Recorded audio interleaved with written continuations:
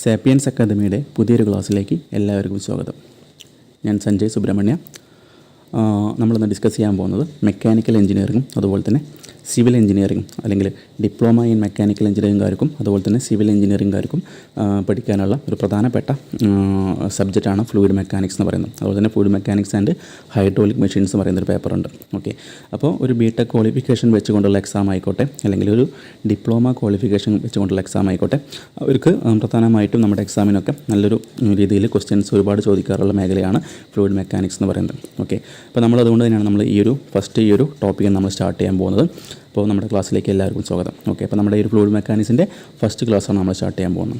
അപ്പോൾ ഇവിടെ നിങ്ങൾക്ക് സ്ക്രീനിൽ ജസ്റ്റ് നമ്മുടെ ഒരു സിലബസ് കാണാനുണ്ടായിരിക്കും. അതായത് ഇവിടെ പറഞ്ഞ പോലെ RRB ജൂനിയർ എഞ്ചിനീയറിൻ്റെ സിലബസാണ് ഇവിടെ കാണിച്ചിരിക്കുന്നത്. ഓക്കെ, അപ്പോൾ RRB ആയിക്കോട്ടെ, SSC ആയിക്കോട്ടെ, അല്ലെങ്കിൽ കേരള PSCയുടെ ഡിപ്ലോമ ക്വാളിഫിക്കേഷൻ വരുന്ന ഒരു ഡിപ്ലോമ ക്വാളിഫിക്കേഷൻ മെക്കാനിക്കൽ എഞ്ചിനീയറിംഗും അതുപോലെ തന്നെ ഡിപ്ലോമ ക്വാളിഫിക്കേഷൻ സിവിൽ എഞ്ചിനീയറിംഗ് വരുന്ന അവർക്ക് പഠിക്കാനുള്ള പ്രധാനപ്പെട്ട ടോപ്പിക്കുകളാണ് നമുക്കിവിടെ സ്ക്രീനിൽ കാണുന്നുണ്ടായിരിക്കാം. അപ്പോൾ JEയുടെ സിലബസ് ആയാലും SSCയുടെ സിലബസ് ആയാലും ചെറിയ ചെറിയ വ്യത്യാസങ്ങൾ മാത്രമേ ഉണ്ടായിരിക്കുള്ളൂ. അപ്പോൾ നമ്മളെന്തായാലും എന്ത് ചെയ്യുന്നു, ആ ഫ്ലൂയിഡ് മെക്കാനിക്സിൽ നമുക്ക് എല്ലാ എക്സാമിനും പ്രിപ്പയർ ചെയ്യുന്ന പറ്റുന്ന രീതിയിൽ ഉള്ളൊരു ക്ലാസ്സാണ് നമ്മൾ അറേഞ്ച് ചെയ്തിരിക്കുന്നത്.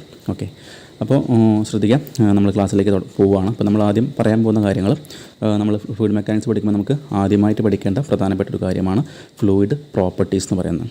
ഓക്കെ, അപ്പോൾ നിങ്ങൾക്കിവിടെ ഈ ഒരു ക്ലാസ്സിൽ കാണുന്ന പോലെ തന്നെ നമ്മുടെ PPT വെച്ചുകൊണ്ടുള്ള ക്ലാസ്സായിരിക്കും നിങ്ങൾക്ക് ഉണ്ടായിരിക്കുന്നത്. അപ്പോൾ ഇതുപോലെ നിങ്ങൾക്ക് നോട്ട്സ് അവൈലബിൾ ആണ്. അപ്പോൾ എന്ത് ചെയ്യാം, ഇതുപോലത്തെ നോട്ട്സാണ് നമ്മൾ പ്രൊവൈഡ് ചെയ്യുന്നത്. സോ അതിനർത്ഥം നമ്മൾ ഈ ഒരു PPT വെച്ചുകൊണ്ട് മാത്രമല്ല നമ്മൾ ക്ലാസ് ഉദ്ദേശിക്കുന്നത്. ശരിക്കും പറഞ്ഞാൽ ഒരു ഓഫ്ലൈൻ ക്ലാസ് എങ്ങനെയാണോ നിങ്ങൾ അറ്റൻഡ് ചെയ്യുന്നത്, ആ ഒരു എഫക്റ്റോട് കൂടി മാക്സിമം കുട്ടികളിലേക്ക് അല്ലെങ്കിൽ മാക്സിമം ഉദ്യോഗാർത്ഥികളിലേക്ക് ക്ലാസ് എത്തിക്കാൻ നമ്മൾ ശ്രദ്ധിക്കുന്നത്. അതായത് നമ്മൾ ഒരുപാട് കാര്യങ്ങൾ ഇങ്ങനെ PPT വെച്ച് നമ്മൾ ജസ്റ്റ് വായിച്ച് മനസ്സിലാക്കി പോകുന്ന ഒരു തരത്തിലുള്ള ക്ലാസ്സല്ല ഉദ്ദേശിക്കുന്നത്. മറിച്ച് നമ്മൾ കറക്റ്റ് ഒരു കോൺസെപ്റ്റ് എന്ത് ചെയ്യുക, കറക്റ്റ് കോൺസെപ്റ്റ് മനസ്സിലാക്കിക്കൊണ്ട് നമുക്ക് ഒരിക്കലും മറന്നു പോകാത്ത രീതിയിൽ കാര്യങ്ങൾ കറക്റ്റായിട്ട് നമ്മുടെ മനസ്സിലേക്ക് ഉൾക്കൊണ്ടുകൊണ്ട് നമുക്ക് അതിൻ്റെ ഒരു ഐഡിയ അല്ലെങ്കിൽ അതിൻ്റെ എന്താണ് ശരിക്കും ആ ഒരു കോൺസെപ്റ്റ് എന്ന് കറക്റ്റ് മനസ്സിലാക്കുന്ന രീതിയിലാണ് നമ്മൾ ക്ലാസ്സുകൾ എടുക്കാൻ ഉദ്ദേശിക്കുന്നത്. സോ നമുക്ക് വെറുതെ PPT വെച്ചുകൊണ്ടുള്ള ഒരു പ്രസൻറ്റേഷൻ മാത്രമായിരിക്കില്ല ഉണ്ടായിരിക്കുക. പകരം നമ്മളൊരു ബോർഡ് ഉപയോഗിച്ച് അല്ലെങ്കിൽ നമ്മൾ ക്ലാസ് റൂമിൽ സാധാരണ ഒരു ഓഫ്ലൈൻ ക്ലാസ്സിൽ നമ്മൾ ബോർഡിൽ സാർ എന്ത് ചെയ്യും, ടീച്ചേഴ്സ് നമുക്ക് ബോർഡിൽ കറക്റ്റായിട്ടും എന്ത് ചെയ്യും ഓരോ കാര്യങ്ങൾ പറഞ്ഞു തരുന്ന രീതിയിലാണ് നമ്മൾ ക്ലാസ് അറേഞ്ച് ചെയ്തിരിക്കുന്നത്. അതായത് നിങ്ങൾ എന്ത് ചെയ്യണം, നമ്മൾ ക്ലാസ് കാണുന്നതിൻ്റെ കൂടെ തന്നെ ലെക്ചർ നോട്ടും പ്രിപ്പയർ ചെയ്യണം. ഓക്കെ, അപ്പോൾ അതുപോലെ തന്നെ നിങ്ങൾക്ക് ഓൾറെഡി നോട്ട്സ് അവൈലബിൾ ആയിരിക്കും. ഇതുപോലത്തെ ഇതിൻ്റെ PDF ഒക്കെ നിങ്ങൾക്ക് അവൈലബിൾ ആയിരിക്കും. ഓക്കെ, നിങ്ങൾക്ക് ആപ്പ് വഴി എന്തായിരിക്കും ഇതിൻ്റെ PDF ഒക്കെ നിങ്ങൾക്ക് അവൈലബിൾ ആയിരിക്കും. സോ ഞാൻ നേരത്തെ പറഞ്ഞ പോലെ നിങ്ങൾ ഒരിക്കലും ഒരു PDFനെ മാത്രം ആശ്രയിക്കാൻ പാടില്ല. നമ്മൾ ക്ലാസ് കേൾക്കുന്ന സമയത്ത് ക്ലാസ്സിൽ പറയുന്ന ഓരോ പോയിൻറ്റും ഇമ്പോർട്ടൻ്റ് ആയിരിക്കും. ഓക്കെ, അപ്പോൾ എന്ത് ചെയ്യുക, നമുക്ക് ലെക്ചർ നോട്ട് പോലെ എന്തെങ്കിലും നിങ്ങൾ പ്രിപ്പയർ ചെയ്യാം. എന്ത് ചെയ്യുക, അതിൻ്റെ കൂടെ നിങ്ങൾ PDF എന്ത് ചെയ്യുക, ഒരു സപ്പോർട്ടിങ് ഡോക്യുമെൻ്റ് ആയിട്ട് കരുതുക. ഓക്കെ, നമ്മൾ ക്ലാസ് സ്റ്റാർട്ട് ചെയ്യുമ്പോൾ നേരത്തെ പറഞ്ഞ പോലെ നമ്മുടെ ക്ലാസ്സിൽ ഉണ്ടാകുന്ന നോട്ട്സൊക്കെ ഇങ്ങനെ ഉണ്ടായിരിക്കും. അപ്പോൾ നിങ്ങൾക്ക് ജസ്റ്റ് ഒന്ന് ഓടിച്ച് കാണിച്ചു തരാം. നമുക്ക് പ്രധാനമായിട്ടും വരുന്ന നമ്മുടെ ഫ്ലൂയിഡ് പ്രോപ്പർട്ടീസിൽ വരുന്ന കാര്യങ്ങൾ അവിടെ കാണിച്ചിട്ടുണ്ടായിരിക്കും. അപ്പോൾ നമുക്കിത് ആദ്യം ഓരോന്നും നമുക്ക് എന്തൊക്കെയാണെന്ന് കൃത്യമായിട്ട് ധാരണ ഉണ്ടായിരിക്കണം. എന്നിട്ട് മാത്രം നമ്മൾ ക്ലാസ് ഇങ്ങനെ PPT വെച്ച് കാണുന്നതിൽ അർത്ഥം ഉണ്ടായിരിക്കുള്ളൂ. ഓക്കെ, ഇതുപോലെ തന്നെ നമുക്ക് നമ്മൾ ഓരോ ക്ലാസ് കഴിയുമ്പോഴും ആ ഒരു ടോപ്പിക്കിൽ ഉണ്ടായിരിക്കുന്ന നമുക്ക് സാധാരണ എക്സാമിന് ഇതുവരെ ചോദിച്ചിട്ടുള്ള മിക്കവാറും എല്ലാ ക്വസ്റ്റ്യൻസും ഉൾപ്പെടുത്താൻ ശ്രമിക്കുന്നുണ്ട്. അതായത് SSCയുടെ എക്സാമിനും അതുപോലെ തന്നെ RRBയുടെ എക്സാമിനും അതുപോലെ നമ്മുടെ കേരള PSC എക്സാമിനൊക്കെ സ്ഥിരമായിട്ട് ചോദിച്ചിട്ടുള്ള റിപ്പീറ്റഡ് ക്വസ്റ്റ്യൻസും അതുപോലെ തന്നെ പുതിയ ക്വസ്റ്റ്യൻസൊക്കെ നമ്മൾ ഈ ഓരോ ക്ലാസ്സിൻ്റെ അവസാനത്തിലും അല്ലെങ്കിൽ സെപ്പറേറ്റ് ആയിട്ട് ഒരു MCQ ഉള്ള സെഷൻ പോലെ നമ്മൾ കണ്ടക്ട് ചെയ്യുന്നുണ്ട്. ഓക്കെ, അപ്പോൾ നമുക്ക് ജസ്റ്റ് ക്ലാസ് സ്റ്റാർട്ട് ചെയ്യാം. അപ്പോൾ നേരത്തെ പറഞ്ഞ പോലെ നമ്മൾ ഫ്ലൂയിഡ് മെക്കാനിക്സ് പഠിക്കുമ്പോൾ നമുക്ക് എന്തരണം, ആദ്യം എന്താണ് ഈ ഫ്ലൂയിഡും അതുപോലെ തന്നെ എന്താണ് ഈ മെക്കാനിക്സും ഒരു ധാരണ ഉണ്ടായിരിക്കണം അല്ലേ. നമ്മുടെ സബ്ജക്റ്റിൻ്റെ പേര് അല്ലേ ഫ്ലൂയിഡ് മെക്കാനിക്സ് ആണ്. അപ്പോൾ നമുക്ക് എന്താണ് ഫ്ലൂയിഡ് എന്നും അതുപോലെ തന്നെ എന്താണ് മെക്കാനിക്സ് എന്നും ഒരു ധാരണ ഉണ്ടെങ്കിൽ മാത്രമേ നമ്മൾ മുന്നോട്ട് പോയിട്ട് കാര്യമുള്ളൂ. അപ്പോൾ നമ്മൾ എന്ത് ചെയ്യും, നമ്മൾ ഓരോ സ്റ്റെപ്പ് ബൈ സ്റ്റെപ്പായിട്ട് നമ്മൾ ക്ലാസ്സുകൾ കയറി പോകേണ്ടത് അല്ലെങ്കിൽ പഠിച്ചു തുടങ്ങേണ്ടത്. അല്ലാണ്ട് ഡയറക്റ്റ് നമ്മൾ ഒരു PPT വെച്ചുകൊണ്ട് പുതിയ കാര്യങ്ങൾ പറയുമ്പോൾ നിങ്ങൾക്ക് ആ പറയുന്ന സമയത്ത് മാത്രമേ നിങ്ങൾക്ക് ഓർമ്മ ഉണ്ടായിരിക്കുള്ളൂ. എന്നാൽ നമ്മൾ കോൺസെപ്റ്റ് വൈസ് ക്ലാസ് പഠിക്കുന്ന സമയത്ത് എന്തായിരിക്കും, നിങ്ങൾക്ക് പിന്നീട് ജസ്റ്റ് ഇങ്ങനെ പലതരത്തിൽ ക്വസ്റ്റ്യൻസ് ടിസ്റ്റായിട്ട് അല്ലെങ്കിൽ ഒരു സ്റ്റേറ്റ്മെൻറ്റ് ഉപരിക്ക് ചോദിക്കുമ്പോൾ നിങ്ങൾക്ക് ആൻസർ ചെയ്യാൻ പറ്റണം. അതുകൊണ്ടാണ് നേരത്തെ പറഞ്ഞ പോലെ ഒരിക്കലും ജസ്റ്റ് PPT വെച്ചുള്ള പ്രസൻറ്റേഷൻ മാത്രമായിരിക്കില്ല, മറിച്ച് ആ കോൺസെപ്റ്റുകൾ കറക്റ്റ് മനസ്സിലാക്കി തരാനാണ് നമ്മൾ ഉദ്ദേശിക്കുന്നത്. ഓക്കെ, അപ്പോൾ നമുക്ക് ഫസ്റ്റ് പറയാം, നമ്മുടെ ഫ്ലൂയിഡ് മെക്കാനിക്സിൽ നമ്മൾ ഫസ്റ്റ് പറയാൻ പോകുന്ന എന്താണ് നമുക്ക് മെക്കാനിക്സ് എന്ന് നോക്കാം. ഓക്കെ, ഒരു പക്ഷേ നിങ്ങളത് കേട്ട് പരിചയമുള്ള ടൈമായിരിക്കും മെക്കാനിക്സ് എന്ന് പറയുന്നത്. ഓക്കെ, അതായത് ജസ്റ്റ് അതിൻ്റെ ഒരു നോട്ട് പറയാം. അതായത് it is the study of, okay, mechanics എന്ന് പറയുന്നത് study of forces study of forces on any object. Okay, study of forces on any object when object is rest or in motion. Okay, object is rest or in motion. അതായത് എന്താണ് mechanics എന്ന് പറഞ്ഞാൽ study of forces on any object ആണ് അല്ലേ. അതായത് ഒരു ഒബ്ജക്റ്റിൻ്റെ മേലെ act ചെയ്യുന്ന ഫോഴ്സിനെ കുറിച്ചുള്ള സ്റ്റഡിയാണ് നമ്മൾ മെക്കാനിക്സ് എന്ന് പറയുന്നത്. അതായത് ആ ഒരു ഒബ്ജക്റ്റ് എന്തായിക്കോട്ടെ, ഒബ്ജക്റ്റ് ഒന്നുകിൽ മോഷനിലായിക്കോട്ടെ അല്ലെങ്കിൽ എന്താണ് അത് റെസ്റ്റിലായിക്കോട്ടെ. അതായത് ഒരു റെസ്റ്റിലിരിക്കുന്ന ഒബ്ജക്റ്റ് അല്ലെങ്കിൽ ഒരു ബോഡിയുടെ മേലെ ഉണ്ടാവുന്ന ഫോഴ്സിനെ കുറിച്ചുള്ള സ്റ്റഡിയാണ് മെക്കാനിക്സ് എന്ന് പറയുന്നത്. ഓക്കെ, മെക്കാനിക്സ് എന്ന് പറഞ്ഞാൽ study of forces on any object when object is rest or in motion. അപ്പോൾ പഠിക്കുമ്പോൾ ശ്രദ്ധിക്കുക, നമ്മൾ ഈ മെക്കാനിക്സ് എന്താണെന്ന് ഒരിക്കലും നമ്മുടെ എക്സാമിന് ചോദിക്കില്ല. അപ്പോൾ നമ്മൾ പറയാനുള്ള ഇത് പഠിക്കാനുള്ള കാരണം എന്താണ്, നമ്മൾ ഒരു സബ്ജക്റ്റ് പഠിക്കുമ്പോൾ ജസ്റ്റ് അറ്റ്ലീസ്റ്റ് ആ സബ്ജക്റ്റിൻ്റെ പേരിൽ എന്താണ് ഉൾക്കൊണ്ടിരിക്കുന്നത് അല്ലെങ്കിൽ ആ പേരിനെ കൊണ്ട് എന്താണ് ഉദ്ദേശിക്കുന്നത് നമ്മൾ അറിഞ്ഞിരിക്കണം. അതുകൊണ്ടാണ് നമ്മൾ ഇത്രയും ഡീറ്റെയിൽ ആയിട്ട് പറയാനുള്ള കാരണം. ഓക്കെ, അപ്പോൾ മെക്കാനിക്സ് എന്ന് പറഞ്ഞാൽ study of forces on any object when object is rest or in മോഷനാണ്. അത് ഒന്നുകിൽ ഒബ്ജക്റ്റ് മോഷനിലായിക്കോട്ടെ അല്ലെങ്കിൽ റെസ്റ്റിലായിക്കോട്ടെ. അപ്പോൾ അങ്ങനെയുള്ള ഒബ്ജക്റ്റിൻ്റെ മേലെ ആക്ട് ചെയ്യുന്ന ഫോഴ്സിനെ കുറിച്ചുള്ള സ്റ്റഡിയാണ് നമ്മൾ മെക്കാനിക്സ് എന്ന് പറയുന്നത്. അപ്പോൾ ഒന്ന് ആലോചിച്ച് നോക്കൂ, എന്തായിരിക്കും ഫ്ലൂയിഡ് മെക്കാനിക്സ് എന്ന് പറയുന്നത് അല്ലേ. ഫ്ലൂയിഡ് മെക്കാനിക്സ് എന്ന് പറയുമ്പോൾ എന്തായിരിക്കും വരിക, ഈ സ്റ്റഡി ഓഫ് ഫോഴ്സസ് ഓൺ നമ്മൾ എനി ഒബ്ജക്റ്റ് എന്ന് പറഞ്ഞു. ഈ ഒബ്ജക്റ്റിൻ്റെ സ്ഥാനത്ത് എന്ത് ചെയ്യാം, ഈ ഒബ്ജക്റ്റിൻ്റെ സ്ഥാനത്ത് നമ്മൾ ഫ്ലൂയിഡായിട്ട് സങ്കല്പിക്കാം. അതായത് study of forces on any fluid when fluid is rest or in motion അല്ലെ. നേരത്തെ പറഞ്ഞ പോലെ ഒബ്ജക്റ്റിൻ്റെ സ്ഥാനത്ത് എന്താണ്, ഒബ്ജക്റ്റിന് പകരം നമ്മൾ ഫ്ലൂയിഡായിട്ട് പറയാം. അതായത് ഒരു ഫ്ലൂയിഡിൻ്റെ മേലെ ആക്ട് ചെയ്യുന്ന ഫോഴ്സിനെ കുറിച്ചുള്ള സ്റ്റഡിയാണ്. അതായത് ഫ്ലൂയിഡ് മോഷനിലായിക്കോട്ടെ അല്ലെങ്കിൽ റെസ്റ്റിലായിക്കോട്ടെ ആ ഒരു ഫ്ലൂയിഡിൻ്റെ മേലെ ആക്ട് ചെയ്യുന്ന ഫോഴ്സിനെ കുറിച്ചുള്ള സ്റ്റഡിയാണ് നമ്മൾ ഫ്ലൂയിഡ് മെക്കാനിക്സ് കൊണ്ട് ഉദ്ദേശിക്കുന്നത്. അപ്പോൾ എല്ലാവർക്കും ആ ഒരു നമ്മുടെ സബ്ജക്റ്റിൻ്റെ പേര് അല്ലെങ്കിൽ ആ പേര് എങ്ങനെയാണ് വന്നത് നമുക്ക് ഒരു ഐഡിയ ഉണ്ടായിരിക്കണം. ഓക്കെ, അപ്പോൾ ഫ്ലൂയിഡ് മെക്കാനിക്സ് എന്ന് പറയുമ്പോൾ it is the study of forces on any fluid when fluid is rest or in motion. അപ്പോൾ നിങ്ങൾ എന്ത് ചെയ്യണം, നേരത്തെ പറഞ്ഞ പോലെ ലെക്ചർ നോട്ട് നമ്മൾ പ്രിപ്പയർ ചെയ്ത് ശീലിക്കണം. ഓക്കെ, നമ്മൾ എന്ത് ചെയ്യണം, ലെക്ചർ നോട്ട്സ് പ്രിപ്പയർ ചെയ്ത് നമ്മൾ ശീലിക്കണം. എന്നാൽ മാത്രം നമുക്ക് ആ ഒരു പഠിച്ച കാര്യം നമ്മൾ ജസ്റ്റ് നമ്മുടെ നോട്ടിലേക്ക് എഴുതി ഉണ്ടാക്കുമ്പോൾ നമുക്കൊരു ഐഡിയ കിട്ടുള്ളൂ. പിന്നീട് നമ്മൾ എന്ത് ചെയ്യാം, നമുക്ക് റിവിഷൻ്റെ സമയത്ത് നമ്മൾ എക്സാം സമയത്ത് അല്ലെങ്കിൽ നമ്മൾ എന്ത് ചെയ്യണം, ആദ്യം ഒരു ക്ലാസ് കണ്ടു കഴിഞ്ഞാൽ നമ്മൾ എന്ത് ചെയ്യണം, പിന്നെ പിറ്റേ ദിവസം അല്ലെങ്കിൽ ക്ലാസ്സിന് ശേഷം നിങ്ങൾ എന്ത് ചെയ്യണം, നിങ്ങൾ ഉണ്ടാക്കിയുള്ള നോട്ട് വീണ്ടും ഒന്ന് വായിച്ച് നോക്കിയെങ്കിൽ മാത്രമേ നിങ്ങൾക്ക് ഏകദേശം ഒരു കോൺസെപ്റ്റ് നിങ്ങളുടെ മനസ്സിലേക്ക് ആഴത്തിൽ പതിയുള്ളൂ. ഓക്കെ, അപ്പോൾ മനസ്സിലായി വിചാരിക്കുന്നു. Study of the forces on any fluid when fluid is rest or in motion നമ്മൾ ഫ്ലൂയിഡ് മെക്കാനിക്സ് കൊണ്ട് ഉദ്ദേശിക്കുന്നത്. അപ്പോൾ നമ്മൾ എന്താണ് മെക്കാനിക്സ് എന്ന് നമുക്ക് വ്യക്തമായിട്ട് മനസ്സിലായിട്ടുണ്ടാവും. അതുപോലെ ഫ്ലൂയിഡ് മെക്കാനിക്സ് എന്താണെന്ന് പറഞ്ഞു, പക്ഷേ നമുക്ക് എന്താണ് ഫ്ലൂയിഡ് എന്ന് നമുക്കറിയില്ല. ഓക്കെ, അപ്പോൾ നമ്മൾ അടുത്ത് പറയാൻ പോകുന്നത് എന്താണ്, നമ്മൾ ഫ്ലൂയിഡിനെ കുറിച്ചാണ് പറയാൻ പോകുന്നത്. ഓക്കെ, അപ്പോൾ നമുക്ക് ഫ്ലൂയിഡ് എന്താണെന്ന് നോക്കാം. അപ്പോൾ ഫ്ലൂയിഡ് എന്താണെന്ന് പറയുന്നതിന് മുന്നേ നമുക്ക് അറിയുന്നൊരു കാര്യം, കോമൺ ആയിട്ട് അറിയുന്ന കാര്യമായിരിക്കും മാറ്ററിനെ കുറിച്ച് അല്ലേ. അതായത് നമുക്കറിയാം സോളിഡ് സ്റ്റേറ്റ് ഉണ്ട്, അതുപോലെ തന്നെ ലിക്വിഡ് സ്റ്റേറ്റ് ഉണ്ട്, അതുപോലെ തന്നെ ഗ്യാഷ്യസ് സ്റ്റേറ്റ് ഉണ്ട് അല്ലേ. നമ്മൾ മാറ്റർ നമ്മൾ പൊതുവായിട്ട് മൂന്നായിട്ട് പറയാറുണ്ട്, സോളിഡ്, ലിക്വിഡ്, ഗ്യാസ്. ഓക്കെ, അതായത് എന്താണ് മാറ്റർ എന്ന് പറഞ്ഞാൽ നമുക്ക് അതിന് ഒരു ചെറിയ ഡെഫിനിഷൻ പറയാൻ പറ്റും. അതായത് മാറ്റർ എന്ന് പറഞ്ഞാൽ നോക്കാം, anything which occupy space and have mass. Anything which occupy space and have mass. അപ്പോൾ എന്താണ് നമ്മൾ മാറ്റർ എന്ന് പറയുന്നത് എന്താണ്, anything which occupy space and have mass ആണ്. അതായത് സ്പേസും അതുപോലെ തന്നെ അല്ലെങ്കിൽ നമ്മൾ എന്തെങ്കിലും ഒക്യുപ്പൈ ചെയ്യുന്നത് അതിന് ഒരു സ്പേസിലും ഒക്യുപ്പൈ ചെയ്യുന്നുണ്ട്, അതുപോലെ തന്നെ അതിനൊരു പ്രത്യേകമായിട്ടൊരു മാസം ഉണ്ടായിരിക്കും. അതിനെ നമ്മൾ കോമൺ ആയിട്ട് എന്താ പറയുക, നമ്മൾ മാറ്റർ എന്ന് വിളിക്കുന്നത്. Okay, anything which occupy space and have mass. അപ്പോൾ മാസ് ഉള്ളതും അതുപോലെ തന്നെ ഒരു അതിനെ ലൊക്കേറ്റ് ചെയ്യാനായിട്ട് സ്പേസ് ആവശ്യമുള്ളതുമായ ആ ഒരു പദാർത്ഥത്തിനാണ് നമ്മൾ എന്ന് പറയുന്നത്, ആ ഒരു ടൈമിനാണ് നമ്മൾ മാറ്റർ എന്ന് പറയുന്നത്. അപ്പോൾ മാറ്റർ നമ്മൾ സാധാരണയായിട്ട് പൊതുവായിട്ട് പറയുന്നത് നമ്മൾ സോളിഡ്, ലിക്വിഡ്, ഗ്യാസ് എന്നാണ്. ഓക്കെ, മാറ്റർ സാധാരണ പറയാറുള്ളത് സോളിഡ്, ലിക്വിഡ്, ഗ്യാസ് എന്നാണ്. അതിൽ തന്നെ നമുക്ക് ഈ ലിക്വിഡും ഗ്യാസും വരുന്നുണ്ട് അല്ലേ. നമുക്ക് ലിക്വിഡ് സ്റ്റേറ്റ് ഉണ്ട്, അതുപോലെ തന്നെ ഗ്യാസ് സ്റ്റേറ്റ് ഉണ്ട്. അപ്പോൾ ഈ ലിക്വിഡും ഗ്യാസുമാണ് നമ്മുടെ ഫ്ലൂയിഡിൽ വരുന്നത്. ഓക്കെ, അപ്പോൾ ഫ്ലൂയിഡ് എന്ന് പറഞ്ഞാൽ ശരിക്കും കോമൺ ആയിട്ട് ലിക്വിഡും അതുപോലെ തന്നെ ഗ്യാസും ഉൾക്കൊള്ളുന്നതാണ് നമ്മൾ ഫ്ലൂയിഡ് കൊണ്ട് ഉദ്ദേശിക്കുന്നത്. ഓക്കെ, അപ്പോൾ നോക്കാം ഇനി എന്തൊക്കെയാണ് നമുക്ക് നോക്കാം. ഈ ലിക്വിഡും അതുപോലെ തന്നെ ഗ്യാസും അതുപോലെ തന്നെ സോളിഡും തമ്മിലുള്ള പ്രധാനപ്പെട്ട കാര്യങ്ങൾ നമുക്ക് അടുത്തൊരു ഇതിൽ പറയാം. ഓക്കെ, നോക്കാം. ഓക്കെ, നമ്മൾ സോളിഡിനെ കുറിച്ച് ജസ്റ്റ് ഒരു പോയിൻ്റ് പറയാൻ പോവാണ്. അതായത് ജസ്റ്റ് ഇപ്പോൾ ഈ സ്ക്രീനിൽ കാണുന്ന പോലെ ഇതൊരു സോളിഡാണെന്ന് സങ്കല്പിക്കുക. ജസ്റ്റ് ഇതിൻ്റെ താഴ്ഭാഗം ഇങ്ങനെ വരച്ചതിൻ്റെ അർത്ഥം എന്താണ്? ആ താഴ്ഭാഗം ഫിക്സ് ചെയ്തിട്ടുണ്ടെന്നാണ് അതിൻ്റെ മീനിങ് അല്ലേ. അപ്പോൾ താഴെ ഫിക്സ്ഡ് ആണ്. നമുക്കിതിനൊരു പേര് കൊടുക്കാം, ABCD. ഇനി എന്ത് ചെയ്യാണ്? നമ്മൾ ഈ സോളിഡിൻ്റെ മേലെ കൂടെ നമ്മളൊരു ഷിയർ ഫോഴ്സ് കൊടുക്കുകയാണ്. ഓക്കെ, ഒരു ഫോഴ്സ് നമ്മൾ കൊടുക്കുകയാണ്. ഓക്കെ, അപ്പോൾ നമ്മൾ ഈ ഒരു സോളിഡ് ബോഡീൻ്റെ മേലേക്ക് നമ്മളിങ്ങനെ ഒരു ഫോഴ്സ് കൊടുക്കുന്ന സമയത്ത് എന്തായി മാറും? ചിലപ്പം ആ സോളിഡ് ബോഡി എന്തായിട്ട് മാറാനുള്ള ചാൻസ് ഉണ്ട്. ഇതുപോലെ ഞാൻ ജസ്റ്റ് വരയ്ക്കാം. സ്ക്രീനിൽ കാണുന്ന പോലെ ഇങ്ങനെ ചിലപ്പം ഒരു സൈഡിലേക്ക് എന്ത് ചെയ്യും? ഇങ്ങനെ ഡിഫോം ചെയ്യാൻ ചാൻസ് ഉണ്ട് അല്ലേ. അത് നമുക്ക് വേണമെങ്കിൽ ഇവിടെ C' എന്ന് വിളിക്കാം, അതുപോലെ ഇത് D' എന്ന് വിളിക്കാം.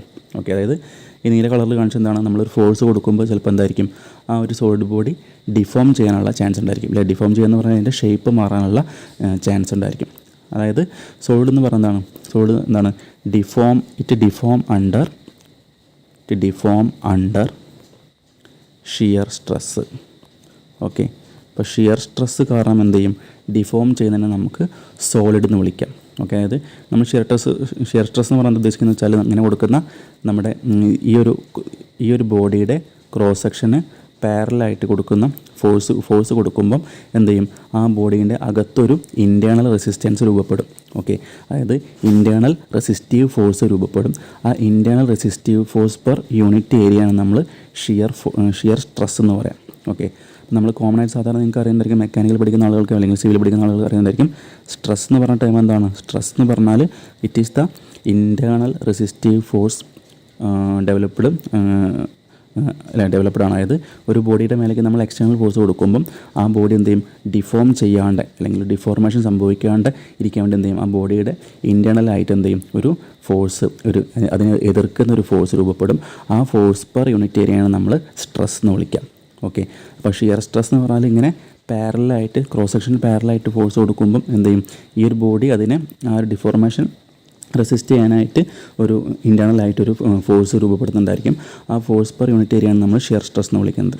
ഓക്കെ, അതായത് it deform under shear stress എന്ന് പറയുന്നത് എന്താണ്? നമ്മുടെ സോളിഡ് ബോഡി എന്ത് ചെയ്യും? ഡിഫോം ചെയ്യില്ലേ. നമ്മളിങ്ങനെ ഫോഴ്സ് കൊടുക്കുമ്പോൾ എന്തായിരിക്കും? ഈ ഫിഗറിൽ കാണിച്ച പോലെ നമ്മൾ ഇങ്ങനെ നീല കളറിലേക്ക് മാറ്റി വരച്ച പോലെ എന്തായിരിക്കും? അത് ഡിഫോം ചെയ്യാനുള്ള ഒരു ടെൻഡൻസി ഉണ്ടായിരിക്കും. ഓക്കെ, അതായത് എന്ത് ചെയ്യും? കുറേ സമയം എന്ത് ചെയ്യും? ആദ്യം നമ്മൾ ഫോഴ്സ് കൊടുക്കുമ്പോൾ എന്ത് ചെയ്യും? ആ സോളിഡ് ആ ഒരു ഷിയർ സ്ട്രെസ്സിനെ റെസിസ്റ്റ് ചെയ്യാൻ ശ്രമിക്കും. പിന്നെ എന്തായി മാറും? ഒരു ഡിഫോർമേഷൻ സംഭവിക്കാനുള്ള ചാൻസും ഉണ്ടായിരിക്കും. ഓക്കെ, അപ്പോൾ അതാണ് നമ്മൾ ജസ്റ്റ് സോളിഡിനെ കുറിച്ച് മനസ്സിലാക്കേണ്ടത്. അതുപോലെ തന്നെ ജസ്റ്റ് അടുത്തൊരു ഇതിൽ വരയ്ക്കാം. നമ്മൾ പറഞ്ഞ പോലെ ഇങ്ങനെ ഒരു ബോഡി ഡിഫോർമേഷൻ സംഭവിച്ചിട്ട് ജസ്റ്റ് അതിൻ്റെ ഷേപ്പ് മാറി ഇങ്ങനെയെന്ന് വിചാരിക്കുക. ഓക്കെ, അപ്പോൾ ഇവിടെ ഒരു ആംഗുലാർ ഡിഫോർമേഷൻ സംഭവിച്ചിട്ടുണ്ടല്ലേ. നമുക്ക് ആ ആംഗിൾ എന്ത് പറയാം? ആംഗിൾ നമുക്ക് തീറ്റ എന്ന് വിളിക്കാം. ഓക്കെ, ആ ആംഗിൾ നമുക്ക് തീറ്റ എന്ന് വിളിക്കാം. ഓക്കെ, അപ്പോൾ ഇതിൽ തീറ്റ അല്ല, ഡി തീറ്റ എന്ന് പറയാം. ആ ഒരു ആംഗുലാർ ഡിഫോർമേഷൻ നമുക്ക് ഡി തീറ്റ എന്ന് പറയാം. ഓക്കെ, ഇവിടെ ABCD എന്നായിട്ട് മാറി. ABCD എന്നുള്ളത് ഇവിടെ C' ഇവിടെ D' ആയി മാറിയിട്ടല്ലേ. ABCD' ആയി മാറി. ഇവിടെ ഒരു ആംഗിൾ ഫോം ചെയ്തിട്ടുണ്ട്, അല്ലെങ്കിൽ ഒരു ആംഗുലർ ഡിഫോർമേഷൻ ഉണ്ടായിട്ടുണ്ട്. അപ്പോൾ നമുക്ക് ആ ആംഗുലർ ഡിഫോർമേഷൻ നമുക്ക് D തീറ്റ വെച്ച് റെപ്രസെൻ്റ് ചെയ്തിട്ടുണ്ട്. ഓക്കെ, അപ്പോൾ നമ്മുടെ സോളിഡിൻ്റെ കേസിൽ ഇൻ കേസ് ഓഫ് സോളിഡ്സ് നമുക്ക് shear stress is directly proportional to D theta എന്ന് പറയാം അല്ലേ. നമ്മൾ നേരത്തെ ഷിയർ സ്ട്രെസ് എന്താണെന്ന് പറഞ്ഞു. ആ ഷിയർ സ്ട്രെസ് എന്തിന് ഡയറക്റ്റ്ലി പ്രൊപ്പോർഷണലാണ്? ആംഗുലർ ഡിഫോർമേഷൻ അല്ലെങ്കിൽ D തീറ്റയ്ക്ക് പ്രൊപ്പോർഷണലാണ്. ഓക്കെ, നിങ്ങൾ സ്ട്രെങ്ത് ഓഫ് മെറ്റീരിയൽസ് എന്ന് പറയുന്നത് നമ്മുടെ മെക്കാനിക്കലുകാർക്കും അതുപോലെ തന്നെ സിവിൽ എഞ്ചിനീയറിംഗുകാർക്കും പഠിക്കാനുള്ള കോമൺ പേപ്പറാണ്. നമ്മൾ ഫ്ലൂയിഡ് മെക്കാനിക്സ് പോലെ തന്നെ അല്ലേ. നമ്മൾ ഫ്ലൂയിഡ് മെക്കാനിക്സിൻ്റെ കോമൺ ആയിട്ട് നമ്മൾ FM എന്ന് ചുരുക്കി പറയാറുണ്ട്. അതുപോലെ തന്നെ സ്ട്രെങ്ത് ഓഫ് മെറ്റീരിയൽസ് നമ്മൾ SM എന്നും അല്ലെങ്കിൽ SOM എന്നൊക്കെ പറയാറുണ്ട്. അപ്പോൾ ഈ രണ്ട് പേപ്പറും എന്താണ്? നമ്മുടെ സിവിലുകാർക്കും മെക്കാനിക്കലുകാർക്കും കോമൺ ആയിട്ട് വരുന്ന ഒരു പേപ്പറാണ്. ഓക്കെ, അപ്പോൾ ആ ഒരു പേപ്പറിൽ പഠിച്ചൊരു കാര്യമായിരിക്കും നമ്മുടെ ഹൂക്സ് ലോ എന്ന് പറയുന്നത് അല്ലേ. ഹൂക്സ് ലോ നിങ്ങൾ കേട്ടിട്ടുണ്ടായിരിക്കും. അതായത് within elastic limit the stress is directly proportional to strain ആണ്. അപ്പം ഇവിടെ നോക്കുക, ഇവിടെ ടോ എന്ന് പറഞ്ഞാൽ നമ്മുടെ ടോ നേരത്തെ പറയാൻ വിട്ടുപോയി. നമ്മൾ ഷിയർ സ്ട്രെസ്സിനെ റെപ്രസെൻ്റ് ചെയ്യുന്ന ലെറ്ററാണ് ടോ. ഓക്കെ, അപ്പോൾ tau directly proportional to D theta എന്ന് പറഞ്ഞാൽ shear stress is directly proportional to shear strain. Okay, നമുക്ക് ഈ ഒരു ആംഗുലർ ഡിഫോർമേഷനെ വേറൊരു പേര് പറയാം ഷിയർ സ്ട്രെയിൻ. ഓക്കെ, ആംഗുലർ ഡിഫോർമേഷനെ നമുക്ക് വേറൊരു പേര് പറയാം ഷിയർ സ്ട്രെയിൻ. ഓക്കെ, അപ്പോൾ ഈ ടോ എന്ന് പറഞ്ഞാൽ ഷിയർ സ്ട്രെസ്സാണ്. അപ്പോൾ shear stress is directly proportional to shear strain അല്ലെങ്കിൽ ആംഗുലർ ഡിഫോർമേഷൻ. ഓക്കെ, ഇത് നമ്മുടെ ഹൂക്സ് ലോ ആണ്. ഓക്കെ, അപ്പോൾ നമ്മുടെ ഈ ഒരു സോളിഡ് ബോഡിയിൽ സംഭവിക്കുന്നതാണ് ഈ ഒരു കാര്യം അല്ലെ. ഷിയർ സ്ട്രെസ് എന്തായിരിക്കും? Directly proportional to shear strain ആയിരിക്കും. ഓക്കെ, നമ്മൾ എത്രത്തോളം സ്ട്രെസ് അവിടെ ഉണ്ടാവുന്നുണ്ടോ അതിന് ഡയറക്ട്ലി പ്രൊപ്പോർഷണൽ ആയിട്ട് എന്ത് ചെയ്യും? അവിടെ ഷിയർ സ്ട്രെയിനും രൂപപ്പെടും. അപ്പോൾ നേരത്തെ നമ്മൾ സ്ട്രെസ്സിനെ കുറിച്ച് പറഞ്ഞിട്ടുണ്ടായിരുന്നു. അപ്പോൾ നമുക്കറിയാം സ്ട്രെസ് എന്ന് പറഞ്ഞാൽ നേരത്തെ പറഞ്ഞ പോലെ internal resistive force per unit area ആണ്. Internal resistive force per unit area ആണ് സ്ട്രെസ് എന്ന് പറയുന്നത്. അതുപോലെ നമ്മൾ മനസ്സിലാക്കേണ്ട ടൈമാണ് സ്ട്രെയിൻ. നമുക്ക് ഡീറ്റെയിൽ ആയിട്ട് നമ്മൾ സ്ട്രെങ്ത് ഓഫ് മെറ്റീരിയൽസിൽ പഠിക്കും. അപ്പോൾ ജസ്റ്റ് ഒന്ന് പറഞ്ഞു പോകാം. സ്ട്രെയിൻ എന്ന് പറഞ്ഞാൽ അതായത് change in dimension. Okay, change in dimension divide by original ഡയമെൻഷനാണ് നമ്മൾ എന്ത് പറയുക? സ്ട്രെയിൻ എന്ന് പറയാം. ഓക്കെ, സ്ട്രെയിൻ എന്ന് പറഞ്ഞാൽ ചേഞ്ച് ഇൻ ഡയമെൻഷനും ഒറിജിനൽ ഡയമെൻഷനും തമ്മിലുള്ള റേഷ്യോനാണ് നമ്മൾ സ്ട്രെയിൻ എന്ന് പറയുന്നത്. ജസ്റ്റ് മനസ്സിലാക്കാൻ വേണ്ടി പറയാം. ജസ്റ്റ് ഇതിപ്പോൾ ഒരു എന്താ പറയുക, ഒരു മൈൽഡ് സ്റ്റീൽ റോഡാണെന്ന് വിചാരിക്കുക. ഇവിടെ ഞാൻ ഒരു പി എന്ന് പറഞ്ഞ ഒരു ഫോഴ്സ് കൊടുത്ത് ഇതിനെ എന്ത് ചെയ്യുന്നു? ഒരു ടെൻസൈൽ ഫോഴ്സ് കൊടുത്ത് ഇങ്ങനെ രണ്ട് ഡയറക്ഷനിലേക്കും ടെൻസൈൽ ഫോഴ്സ് കൊടുക്കുന്നു. അപ്പോൾ എന്തായാലും മാറും? ചിലപ്പം ഇതിൻ്റെ വീതി കുറഞ്ഞും അല്ലെങ്കിൽ തിക്നെസ് കുറഞ്ഞ് നീളം കൂടാനുള്ള ടെൻഡൻസി ഉണ്ടായിരിക്കും. അതായത് ആദ്യം ഉണ്ടായിരുന്ന ലെങ്ത് എൽ ആണെങ്കിൽ ഇപ്പോൾ എന്തായി മാറി? എൽ പ്ലസ് ഒരു ഡെൽറ്റ എൽ കൂടിയും വിചാരിക്കാം. ഓക്കെ, അപ്പോൾ സ്ട്രെയിൻ എന്ന് പറഞ്ഞാൽ നമുക്ക് എങ്ങനെ പറയാം? സ്ട്രെയിൻ എന്ന് പറഞ്ഞാൽ നമ്മൾ നേരത്തെ പറഞ്ഞു it is the ratio of change in dimension to the original dimension ആണ്. അപ്പോൾ നമുക്ക് പറയാൻ പറ്റും ഇവിടെ ചേഞ്ച് ഇൻ ഡയമെൻഷൻ എന്താണ്? ഡെൽറ്റ എൽ ആണ് നമുക്ക് കൂടിയുള്ളത് divide by original dimension L ആണ്. അപ്പോൾ നമുക്ക് ഈ റേഷ്യോനാണ് നമ്മൾ എന്ത് പറയുന്നത്? സ്ട്രെയിൻ എന്ന് പറയുന്നത്. നമ്മൾ ഡീറ്റെയിൽ ആയിട്ട് സ്ട്രെങ്ത് ഓഫ് മെറ്റീരിയൽസ് നമ്മൾ പഠിക്കുന്നുണ്ട്. അപ്പോൾ ജസ്റ്റ് നമുക്ക് ഇനി ഇടയ്ക്കിടയ്ക്ക് സ്ട്രെയിൻ എന്നും സ്ട്രെസ് എന്ന് പറയുമ്പോൾ നമുക്ക് മനസ്സിലാവണം ഇതൊക്കെയാണ് ഉദ്ദേശിക്കുന്നത്. ഓക്കെ, അപ്പോൾ ഷിയർ സ്ട്രെസ്സും പറഞ്ഞു, അതുപോലെ ഷിയർ സ്ട്രെയിനും. ഓക്കെ, അപ്പോൾ നമ്മൾ ജസ്റ്റ് സോളിഡിൻ്റെ കേസിലുള്ള കാര്യങ്ങൾ പറഞ്ഞിട്ടുണ്ട്. നമുക്കിനി അടുത്തത് നമ്മുടെ ഫ്ലൂയിഡിൻ്റെ കേസാണ് നമ്മൾ പറയാൻ പോകുന്നത്. ഓക്കെ, നമുക്കിനി ഇവിടെ ജസ്റ്റ് ശ്രദ്ധിക്കാം. ഇവിടെ ജസ്റ്റ് ഞാനൊരു താഴെ ഒരു പ്ലേറ്റ് വരയ്ക്കുന്നുണ്ട്. അതുപോലെ മേലെയും ഒരു പ്ലേറ്റ് വരച്ചു. ഓക്കെ, ഇനി ജസ്റ്റ് സങ്കല്പിക്കാം. നമുക്ക് ഈ പ്ലേറ്റിന് ഇടയ്ക്കായിട്ട് എന്ത് ചെയ്യുന്നു? ഒരു ലിക്വിഡ്, ജസ്റ്റ് ഒരു വാട്ടറാണ് സങ്കല്പിക്കുക. ഒരു വാട്ടർ ഇങ്ങനെ ഫ്ലോ ചെയ്യുന്നുണ്ട്. ഓക്കെ, ഈ രണ്ട് പ്ലേറ്റിനിടയ്ക്ക് കൂടെ വാട്ടർ ഫ്ലോ ചെയ്യുന്നുണ്ട്. നമ്മൾ ആദ്യം വരച്ചുള്ള പ്ലേറ്റ് എന്താണ്? താഴെ ഫിക്സഡ് ആണ്. ഓക്കെ, അപ്പോൾ ഇത് രണ്ട് പ്ലേറ്റ് ജസ്റ്റ് ഇവിടെ വരച്ച് മനസ്സിലാക്കുക. ഇതിനിടയ്ക്ക് ഇടയിലൂടെ വാട്ടർ ഫ്ലോ ചെയ്യുന്നുണ്ട്. ഓക്കെ, ലിക്വിഡ് ഫ്ലോ ചെയ്യുന്നുണ്ട് മനസ്സിലാക്കുക. ഓക്കെ, അപ്പോൾ ജസ്റ്റ് പറയാണ് ടൈം, അതായത് ഫസ്റ്റ് നമ്മൾ ടൈം 0 ആയിട്ട് കണക്കാക്കുകയാണ്. അതായത് ഈ ഒരു പോയിന്റിൽ ജസ്റ്റ് ഇവിടെ ലൈൻ വരയ്ക്കുന്ന പോലെ ഈ പോയിന്റിൽ കുറേ വാട്ടർ മോളിക്യൂൾസ് അല്ലെങ്കിൽ ആ ലിക്വിഡിൻ്റെ കുറേ മോളിക്യൂൾസ് ഉണ്ടായിരിക്കും അല്ലേ. അപ്പോൾ ടൈം 0-ൽ എല്ലാ ലിക്വിഡിൻ്റെ മോളിക്യൂൾസും ഈ ഒരു പൊസിഷനാണ് നിൽക്കുന്നത് വിചാരിക്കുക. ഓക്കെ, ഇനി എന്ത് ചെയ്യാണ്? ഇപ്പോൾ ഈ ഒരു ലിക്വിഡ് ഇതിലൂടെ മൂവ് ചെയ്യുന്നത് ഒരു 100 മീറ്റർ/സെക്കൻഡിലാണ് ഈ ഒരു ഫ്ലൂയിഡ് ഈ പ്ലേറ്റുകൾക്കിടയിലൂടെ പാസ് ചെയ്യുന്നത് വിചാരിക്കുക. ഓക്കെ, അപ്പോൾ ഇനി എന്താണ്? ഓരോ സെക്കൻഡ് കഴിയുന്നതോറും എന്ത് ചെയ്യും? ആ വാട്ടർ പാർട്ടിക്കിൾസ് എന്ത് ചെയ്യാണ്? ഇങ്ങനെ ഇതിനകത്ത് കൂടെ പാസ് ചെയ്ത് പോകുന്നുണ്ട്. അപ്പോൾ നമ്മൾ മനസ്സിലാക്കേണ്ട കാര്യമാണ്, ഈ താഴെയുള്ള ഒരു ഫിക്സഡ് പ്ലേറ്റ് ഉണ്ട് അല്ലേ. അപ്പോൾ ഈ 100 മീറ്റർ/സെക്കൻഡിൽ വരുന്ന ഈ ഒരു ഫ്ലൂയിഡ് എന്ത് ചെയ്യും? ഈ താഴെയുള്ള നമ്മുടെ പ്ലേറ്റുമായിട്ട് കോണ്ടാക്റ്റ് വരുമ്പോൾ ഈ പ്ലേറ്റിൻ്റെ ഏറ്റവും നിയറസ്റ്റ് നിൽക്കുന്ന, ഏറ്റവും അടുത്ത് നിൽക്കുന്ന ലെയറിൻ്റെ വെലോസിറ്റി എന്തായിട്ട് മാറും? 0-ലേക്ക് വരും. ഓക്കെ, അതായത് ഇവിടെ വന്ന് ഈ വാട്ടർ അല്ലെങ്കിൽ ആ ഫ്ലൂയിഡ് പുറത്തുനിന്ന് എൻ്റർ ചെയ്തത് 100 മീറ്റർ/സെക്കൻഡിലായിരുന്നു. എന്നാൽ ഈ നമ്മുടെ താഴെ വരച്ചിട്ടുള്ള ഈ പ്ലേറ്റ് 1 എന്ന് പറയുന്ന പ്ലേറ്റുമായിട്ട് കോണ്ടാക്റ്റ് വരുന്ന ഫ്ലൂയിഡിൻ്റെ ലെയർ എന്തായിരിക്കും? അതിൻ്റെ വെലോസിറ്റി 0 ആയിട്ട് വരും. ഓക്കെ, നമ്മൾ ആ ഒരു കണ്ടീഷനെ നമ്മൾ നോ സ്ലിപ്പ് കണ്ടീഷൻ എന്നാണ് പറയാം. ഓക്കെ, ആ ഒരു കണ്ടീഷനെ നോ സ്ലിപ്പ് കണ്ടീഷൻ എന്നാണ് പറയാം. അതായത് നേരത്തെ പറഞ്ഞ പോലെ ആ ഒരു ഫ്ലൂയിഡ് ഫ്ലോ ചെയ്യുമ്പോൾ ഈ പ്ലേറ്റുമായിട്ട് കോണ്ടാക്റ്റ് വരുന്ന അവിടെയുള്ള ഫ്ലൂയിഡിൻ്റെ ആ ഒരു ഫസ്റ്റ് ലെയറിൻ്റെ വെലോസിറ്റി 0 ആയിട്ട് മാറും. ആ ഒരു പ്രതിഭാസത്തെ നമ്മൾ പറയുന്നത് നോ സ്ലിപ്പ് കണ്ടീഷൻ എന്നാണ്. അപ്പോൾ ഇത് നോട്ട് ചെയ്ത് വെക്കാൻ പ്രധാനപ്പെട്ട ഒരു പോയിൻ്റാണ്, നിങ്ങൾക്ക് എക്സാം പോയിൻ്റ് ഓഫ് വ്യൂവിൽ ചോദിക്കാറുള്ളതാണ്. അതായത് ആ ഫ്ലൂയിഡുമായിട്ട് ആ പ്ലേറ്റുമായിട്ട് കോൺടാക്റ്റ് വരുമ്പം ഒരു നമ്മുടെ വെലോസിറ്റി കുറഞ്ഞ് എന്തായി മാറുന്നു, അവിടുത്തെ വെലോസിറ്റി 0 ആയിട്ട് മാറുന്ന കണ്ടീഷൻ നമ്മൾ നോ സ്ലിപ്പ് കണ്ടീഷൻ എന്ന് പറയുന്നത്. ഓക്കെ, അതുപോലെ നോക്കാം, നേരത്തെ പറഞ്ഞ പോലെ ഇനി എന്ത് ചെയ്യും, ഞാൻ പറഞ്ഞത് ഒരു ഫസ്റ്റ് ലെയറിൻ്റെ കേസാണ്. ഇനി എന്ത് ചെയ്യും, മേലേക്ക് വരുന്നതും കുറേ ലെയേഴ്സ് വരുന്നുണ്ട് അല്ലേ. അപ്പോൾ ലേയേഴ്സ് ഇങ്ങനെ മേലോട്ട് വരുന്നതും കൂടി വരുന്നുണ്ട്. അപ്പോൾ മനസ്സിലാക്കേണ്ട അടുത്തൊരു കാര്യമാണ്, ഈ മേലോട്ട് വരുന്ന ഓരോ ഫ്ലൂയിഡ് ലെയേഴ്സിൻ്റെയും വെലോസിറ്റി എന്ത് ചെയ്യും, ഇതിനെ അപേക്ഷിച്ച് മേലേക്ക് വരുന്നതോറും കൂടിയിട്ടാണ് വരിക. അതായത് ഏറ്റവും താഴെയുള്ളത് 0-ലും ഇതിന് തൊട്ട് മേലെ ഇപ്പോൾ ജസ്റ്റ് ഇവിടെ വന്ന വെലോസിറ്റി 100 വിചാരിക്കുക, തൊട്ട് മേലെ ജസ്റ്റ് എന്ത് ചെയ്യും ഒരു 20 വിചാരിക്കുക. പിന്നെ അടുത്ത എന്തായിരിക്കും 20-നേക്കാളും കുറച്ച് കൂടുതൽ ഒരു 30 വിചാരിക്കുക. അടുത്ത എന്തായിരിക്കും ഒരു 40 അല്ലെങ്കിൽ ഒരു 55, ഒരു 60 ആ റേഞ്ചിൽ ഇങ്ങനെ കൂടി വരും. ഓക്കെ, അതിൻ്റെ അർത്ഥം ആ റിലേറ്റീവ് വെലോസിറ്റി ഇങ്ങനെ കൂടി വരികയാണ്. ഓക്കെ, അതായത് ഏറ്റവും താഴെ ലെയർ 0 ആണ്. പിന്നെ എന്ത് ചെയ്യും, മേലേക്ക് വരുന്നതോറും എന്ത് ചെയ്യും, 0-ൻ്റെ മേലേക്ക് 0-ൻ്റെ അല്ലെങ്കിൽ ഫസ്റ്റ് ലെയറിൻ്റെ തൊട്ട് മേലേക്ക് വരുന്ന ഓരോ ലെയറിലേക്ക് എന്തായിരിക്കും അതിൻ്റെ സ്പീഡ് ഇങ്ങനെ ഇതുപോലെ 100 എന്ന സ്പീഡിലേക്ക് എന്ത് ചെയ്യും, ലാസ്റ്റ് ലെയർ ലെയർ 100 എന്നുള്ള സ്പീഡിലായിരിക്കും അല്ലെങ്കിൽ വെലോസിറ്റിയിലായിരിക്കും എന്ത് ചെയ്യുക, മൂവ് ചെയ്യുന്നില്ലായിരിക്കാം. ഓക്കെ, അപ്പോൾ അതിൻ്റെ അർത്ഥം ഫസ്റ്റ് നമുക്ക് നോക്കുകയാണെങ്കിൽ നമുക്ക് എന്ത് ചെയ്യാം, നേരത്തെ പറഞ്ഞ ടൈം ഇവിടെ 0 പറഞ്ഞിട്ടുണ്ട്. അപ്പോൾ ടൈം 1 മിനിറ്റ് കഴിയുമ്പോൾ എന്തായിരിക്കും, നമുക്ക് ഇവിടെയുള്ള ഫ്ലൂയിഡ് പാർട്ടിക്കിൾ എന്ത് ചെയ്യും, അടുത്ത പൊസിഷനിലേക്ക് മാറണ്ടോ, അങ്ങനെ നമുക്കിങ്ങനെ ഈ ഒരു ഡയറക്ഷനിലേക്ക് ഇങ്ങനെ ഫ്ലൂയിഡ് പാർട്ടിക്കിൾസ് മൂവ് ചെയ്യുന്നതായിട്ട് നമുക്ക് സങ്കല്പിക്കാൻ പറ്റും. ഓക്കെ, അപ്പോൾ നമ്മൾ നേരത്തെ സോളിഡിൻ്റെ കേസിൽ നമ്മൾ പറഞ്ഞിട്ടുണ്ടായിരുന്നു ഇങ്ങനെ ഒരു ഡിഫോർമേഷൻ സംഭവിക്കുന്നുണ്ട് അല്ലേ. സോളിഡിൻ്റെ കേസിൽ നമ്മുടെ ഡിഫോർമേഷൻ സംഭവിക്കുന്നുണ്ട്. അതായത് നമ്മൾ ഇവിടുന്ന് ഒരു എക്സ്റ്റേണൽ ഫോഴ്സ് കൊടുക്കുമ്പോൾ ആ ഒരു ബോഡിയുടെ ഷേപ്പ് മാറിപ്പോകുന്നുണ്ട്. എന്ത് ചെയ്യാൻ കഴിയുന്നില്ല, അതിനെ നമുക്ക് നമ്മൾ സോളിഡ് എന്ത് ചെയ്യുന്നുണ്ട്, അതിനെ റെസിസ്റ്റ് ചെയ്യുന്നുണ്ട്. അതുകൊണ്ടാണ് അവിടെ ഒരു ഷിയർ സ്ട്രെസ് രൂപപ്പെടുന്നത്. ഓക്കെ, ഇവിടെ നോക്കുക, ഈ ഒരു കേസിൽ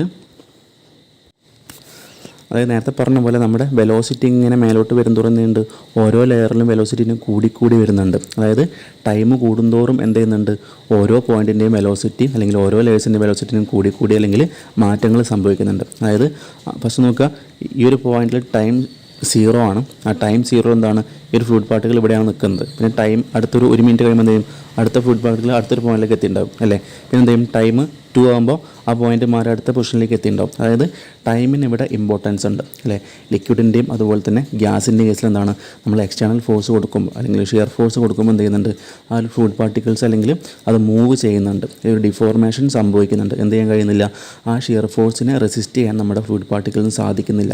അത് ടൈം അനുസരിച്ച് എന്ത് ചെയ്യുന്നു, ആ ഫ്ലൂയിഡ് പാർട്ടിക്കിൾസിന് ഡിഫോർമേഷൻ സംഭവിക്കുന്നുണ്ട്. അപ്പോൾ നേരത്തെ പറഞ്ഞ പോലെ നമുക്ക് എന്ത് ചെയ്യാം, ഈ ഓരോ ആംഗിൾ നമുക്ക് d(θ1) ജസ്റ്റ് മാറ്റി വരയ്ക്കാം. നമ്മുടെ ഇതൊരു പ്ലേറ്റ്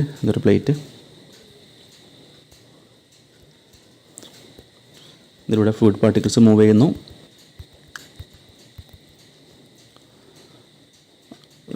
ടൈം 1 നമ്മുടെ ഒരു വാട്ടറിൻ്റെ അല്ലെങ്കിൽ ആ ഫ്ലൂയിഡിൻ്റെ മോളിക്യൂൾസ് ഇവിടെ ഉണ്ടായിരിക്കുക. പിന്നെ ടൈം 2 ആകുമ്പോൾ എന്ത് ചെയ്യുന്നു, അടുത്ത മോളിക്യൂൾസ് പിന്നെ അടുത്ത പൊസിഷനിലേക്ക് മാറിയിട്ടുണ്ടായിരിക്കും. പിന്നെ ടൈം 3 ഉദ്ദേശിക്കുന്നതാണ് ഓരോ മിനിറ്റ് കഴിയുമ്പോൾ ഉദ്ദേശിക്കുന്നത്. അപ്പോൾ അടുത്ത ടൈമിൽ എന്തായിരിക്കും, ഫ്ലൂയിഡ് പാർട്ടികൾ മൂവ് ചെയ്തിട്ട് അങ്ങോട്ട് എത്തിയിട്ടുണ്ടായിരിക്കും. അതിൻ്റെ അർത്ഥം ആദ്യം ഉണ്ടായിരുന്ന ഈ പോയിന്റിൽ നിന്ന് എന്ത് ചെയ്യുന്നു, ഇങ്ങനെ ഓരോ പോയിന്റിലേക്കും ഡയറക്ഷൻ മാറി വരുന്നുണ്ട് അല്ലേ. സമയത്തിനനുസരിച്ച് എന്ത് ചെയ്യുന്നുണ്ട്, അവിടെ പോയിന്റുകൾ മാറിക്കൊണ്ടേ ഇരിക്കുന്നുണ്ട്. അപ്പോൾ നമുക്കിതിനെ d(θ1) എന്ന് ഫസ്റ്റ് വിളിക്കാം. ഈ ഒരു ഡിഫോർമേഷൻ നമുക്ക് d(θ1) എന്ന് പറയാം. അടുത്ത ആംഗിൾ നമുക്ക് d(θ2) അങ്ങനെ d(θ3) അങ്ങനെ എക്സെട്ര നമുക്ക് പറയാൻ പറ്റും. ഓക്കെ, അത് എന്താ പറഞ്ഞതെന്ന് വെച്ചാൽ നമ്മുടെ ഈ ഒരു ലിക്വിഡിൻ്റെ കേസിലും അതുപോലെ തന്നെ ഗ്യാസിൻ്റെ കേസിലും എന്താണ്, അവിടെ ടൈമിന് ഇമ്പോർട്ടൻസ് ഉണ്ട് അല്ലേ. ടൈം മാറുമ്പോൾ എന്ത് ചെയ്യുന്നു, ഡിഫോർമേഷൻ മാറിക്കൊണ്ടേയിരിക്കുന്നുണ്ട്. അതായത് എന്താണ് ഈ ഡിഫോർമേഷൻ എന്താണ്, ടൈമുമായിട്ട് റിലേറ്റബിൾ ആണ്. ഓക്കെ, അപ്പോൾ നമുക്ക് എന്ത് പറയാം, നമ്മൾ സാധാരണ പറയാറുണ്ട് നമ്മുടെ റേറ്റ് എന്ന് പറയാറുണ്ട് അല്ലേ. എന്താണ്, അപ്പോൾ നമുക്ക് റേറ്റ് ഓഫ് ആംഗുലർ ഡിഫോർമേഷൻ എന്ന് പറയുന്നത് എന്തായിരിക്കും, റേറ്റ് ഓഫ് ആംഗുലർ ഡിഫോർമേഷൻ പറയുന്നത് ഉദ്ദേശിക്കുന്നതായിരിക്കാം. അതായത് ഡിഫോർമേഷൻ പെർ യൂണിറ്റ് ടൈമാണ് ഉദ്ദേശിക്കുന്നത്. Okay, rate of angular deformation, rate of angular deformation, rate of angular deformation എന്ന് പറഞ്ഞാൽ എന്താണ്, നമ്മൾ പറഞ്ഞു ആംഗുലർ ഡിഫോർമേഷൻ എന്ന് പറഞ്ഞാൽ d(θ) ആണ്. ഇനി റേറ്റ് ഓഫ് ആംഗുലർ ഡിഫോർമേഷൻ എന്ന് പറയുന്നതായിരിക്കും പെർ ടൈമാണ് അല്ലേ. ടൈം എന്ന് പറഞ്ഞാൽ നമുക്ക് എന്ത് ചെയ്യാം, അതിനെ dt എന്ന് പറയാം. Okay, rate of angular deformation എന്ന് പറഞ്ഞാൽ നമുക്ക് ഓൾറെഡി അറിയാം ആംഗുലർ ഡിഫോർമേഷൻ എന്ന് പറഞ്ഞാൽ d(θ) ആണ്. അപ്പോൾ റേറ്റ് ഓഫ് ആംഗുലർ ഡിഫോർമേഷൻ എന്ന് പറയുന്നതായിരിക്കും dθ/dt. ഓക്കെ, അപ്പോൾ നമുക്കറിയാം, ഇങ്ങനെ പറയാം, in case of liquid or gas in case of liquid or gas, rate of angular deformation,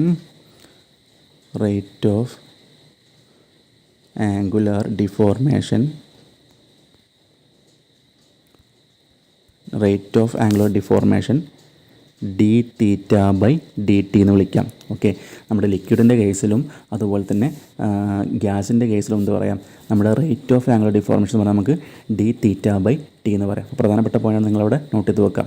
അതുപോലെ തന്നെ നമ്മുടെ അടുത്തൊരു പോയിൻ്റ് പറയാം. In liquids and gases, in liquids and gases they cannot resist the applied shear stress. എന്ത് ചെയ്യുന്നു? they cannot resist the applied shear stress. എന്താണ് ഈ ഒരു ടൈമിൻ്റെ മീനിങ് ഉദ്ദേശിക്കുന്നത്? they cannot resist the applied shear stress അല്ലേ. ലിക്വിഡിലും ഗ്യാസിലും എന്ത് ചെയ്യുന്നില്ല, നമ്മൾ നേരത്തെ പറഞ്ഞ പോലെ ആ പ്ലേറ്റിൻ്റെ മേലെ നമ്മളൊരു എക്സ്റ്റേണൽ ഫോഴ്സ് കൊടുക്കുമ്പോൾ എന്ത് സംഭവിക്കുന്നുണ്ട്, അവിടെ ഡിഫോർമേഷൻ സംഭവിച്ച് ആ ഫ്ലൂയിഡ് പാർട്ടിക്കിൾസ് പിന്നെ മൂവ് ചെയ്യുന്നുണ്ട്. അതിൻ്റെ അർത്ഥം എന്താണ്? ആ ഫ്ലൂയിഡ് പാർട്ടിക്കിൾസിന് എന്ത് ചെയ്യാൻ കഴിയില്ല, ആ അപ്ലൈ ചെയ്യുന്ന ഷിയർ സ്ട്രെസ്സിനെ റെസിസ്റ്റ് ചെയ്യാൻ കഴിയുന്നില്ല. ആ പോയിൻ്റാണ് നമ്മളിവിടെ പറഞ്ഞത്. ഓക്കെ, നമ്മൾ കൊടുക്കുന്ന ഷിയർ സ്ട്രെസ്സിനെ അല്ലെങ്കിൽ ആ ഫോഴ്സിനെ റെസിസ്റ്റ് ചെയ്യാനുള്ള കഴിവ് ആർക്കില്ല? ലിക്വിഡിനും ഗ്യാസിനും ഇല്ല. അതാണ് നമ്മൾ ഈ ഒരു പോയിൻ്റ് ഉദ്ദേശിച്ചത്. Okay, in case of liquids or gases they cannot resist the applied shear stress. Applied shear സ്ട്രെസ്സിനെ റെസിസ്റ്റ് ചെയ്യാനുള്ള കഴിവ് നമ്മുടെ ലിക്വിഡിനും ഗ്യാസസിനും ഇല്ല. ഓക്കെ, ഇനി നമ്മൾ നേരത്തെ പറഞ്ഞ നമ്മൾ ഹൂക്സ് ലോ പറഞ്ഞിട്ടുണ്ടായിരുന്നു അല്ലേ. അതായത് നമ്മൾ സോഡിൻ്റെ കേസിൽ നമ്മൾ പറഞ്ഞു tau directly proportional to D theta എന്ന് പറഞ്ഞു അല്ലേ. എന്നാൽ നമ്മുടെ ലിക്വിഡിലും ഗ്യാസിലും വരുന്നത് എങ്ങനെയാണെന്ന് വെച്ചാൽ ലിക്വിഡിലും ഗ്യാസിലും വരുന്നത് tau directly proportional to D theta by d t ആണ്. നേരത്തെ പറഞ്ഞ പോലെ ലിക്വിഡിൻ്റെ കേസിലും ഗ്യാസിൻ്റെ കേസിലും ടൈമിന് ഇമ്പോർട്ടൻസ് ഉണ്ട്. സോ എന്താണ്, shear stress is directly proportional to the rate of angular deformation ആണ്. Okay, shear stress is directly proportional to rate of angular deformation ആണ്. അപ്പോൾ നോക്കാം, നമ്മൾ നേരത്തെ പറഞ്ഞ tau directly proportional to D തീറ്റയാണ് അല്ലേ. അത് shear stress is directly proportional to shear strain അല്ലെങ്കിൽ ആംഗുലർ ഡിഫോർമേഷൻ ആണെന്നാൽ ഇത് നമ്മുടെ സോളിഡിൻ്റെ കേസാണ് അല്ലേ. ഇത് നമ്മുടെ സോളിഡിൻ്റെ കേസാണ്. എന്നാൽ ഇവിടെ പറയുന്നതാണ് ലിക്വിഡിൻ്റെ ഗ്യാസിൻ്റെ കേസിൽ എന്താണ്, shear stress is directly proportional to rate of angular deformation അല്ലെങ്കിൽ റേറ്റ് ഓഫ് ഷിയർ സ്ട്രെയിൻ ആണ്. അപ്പോൾ നമുക്ക് ഈ ഒരു ഇതിനെ നമ്മൾ വിളിക്കുന്നൊരു പേരാണ് Newton's law of viscosity. Okay, Newton's law of viscosity ആണ് ഈ ഒരു ടേം. അപ്പോൾ പ്രധാനപ്പെട്ട പോയിൻ്റാണ് ന്യൂട്ടൺസ് ലോ ഓഫ് വിസ്കോസിറ്റി എന്ന് പറയുന്നത് എന്താണ്, shear stress is directly proportional to, പ്രധാനപ്പെട്ട പോയിൻ്റാണ് റേറ്റ് എന്ന് പറയണം അല്ലേ. റേറ്റ് ഓഫ് ആംഗുലർ ഡിഫോർമേഷൻ ആണ്. അപ്പോൾ റേറ്റ് ഓഫ് ആംഗുലർ ഡിഫോർമേഷൻ ആണ് പ്രൊപ്പോർഷണൽ നമുക്ക് പറയാം. അതിനെ ന്യൂട്ടൺസ് ലോ ഓഫ് വിസ്കോസിറ്റി എന്നാണ് നമ്മൾ പറയുന്നത്. ഓക്കെ, അതൊരു ലോ ആണ് ന്യൂട്ടൺസ് ലോ ഓഫ് വിസ്കോസിറ്റി. അത് നമ്മൾ ഡീറ്റെയിൽ ആയിട്ട് ഇനി അടുത്തൊരു ചാപ്റ്ററിൽ പറയുന്നുണ്ട്. അപ്പോൾ നമുക്ക് ഡീറ്റെയിൽ ആയിട്ട് പഠിക്കാം. അപ്പോൾ ജസ്റ്റ് നമ്മൾ ഈ ഫ്ലൂയിഡ് മെക്കാനിക്സിൻ്റെ ബേസ് മനസ്സിലാക്കാൻ വേണ്ടിയിട്ടുള്ള കാര്യങ്ങൾ നമ്മൾ പറയുന്നത്. അപ്പോൾ എന്ത് ചെയ്യുക, ആ രീതിയിൽ കാര്യങ്ങൾ മനസ്സിലാക്കി വെക്കാം.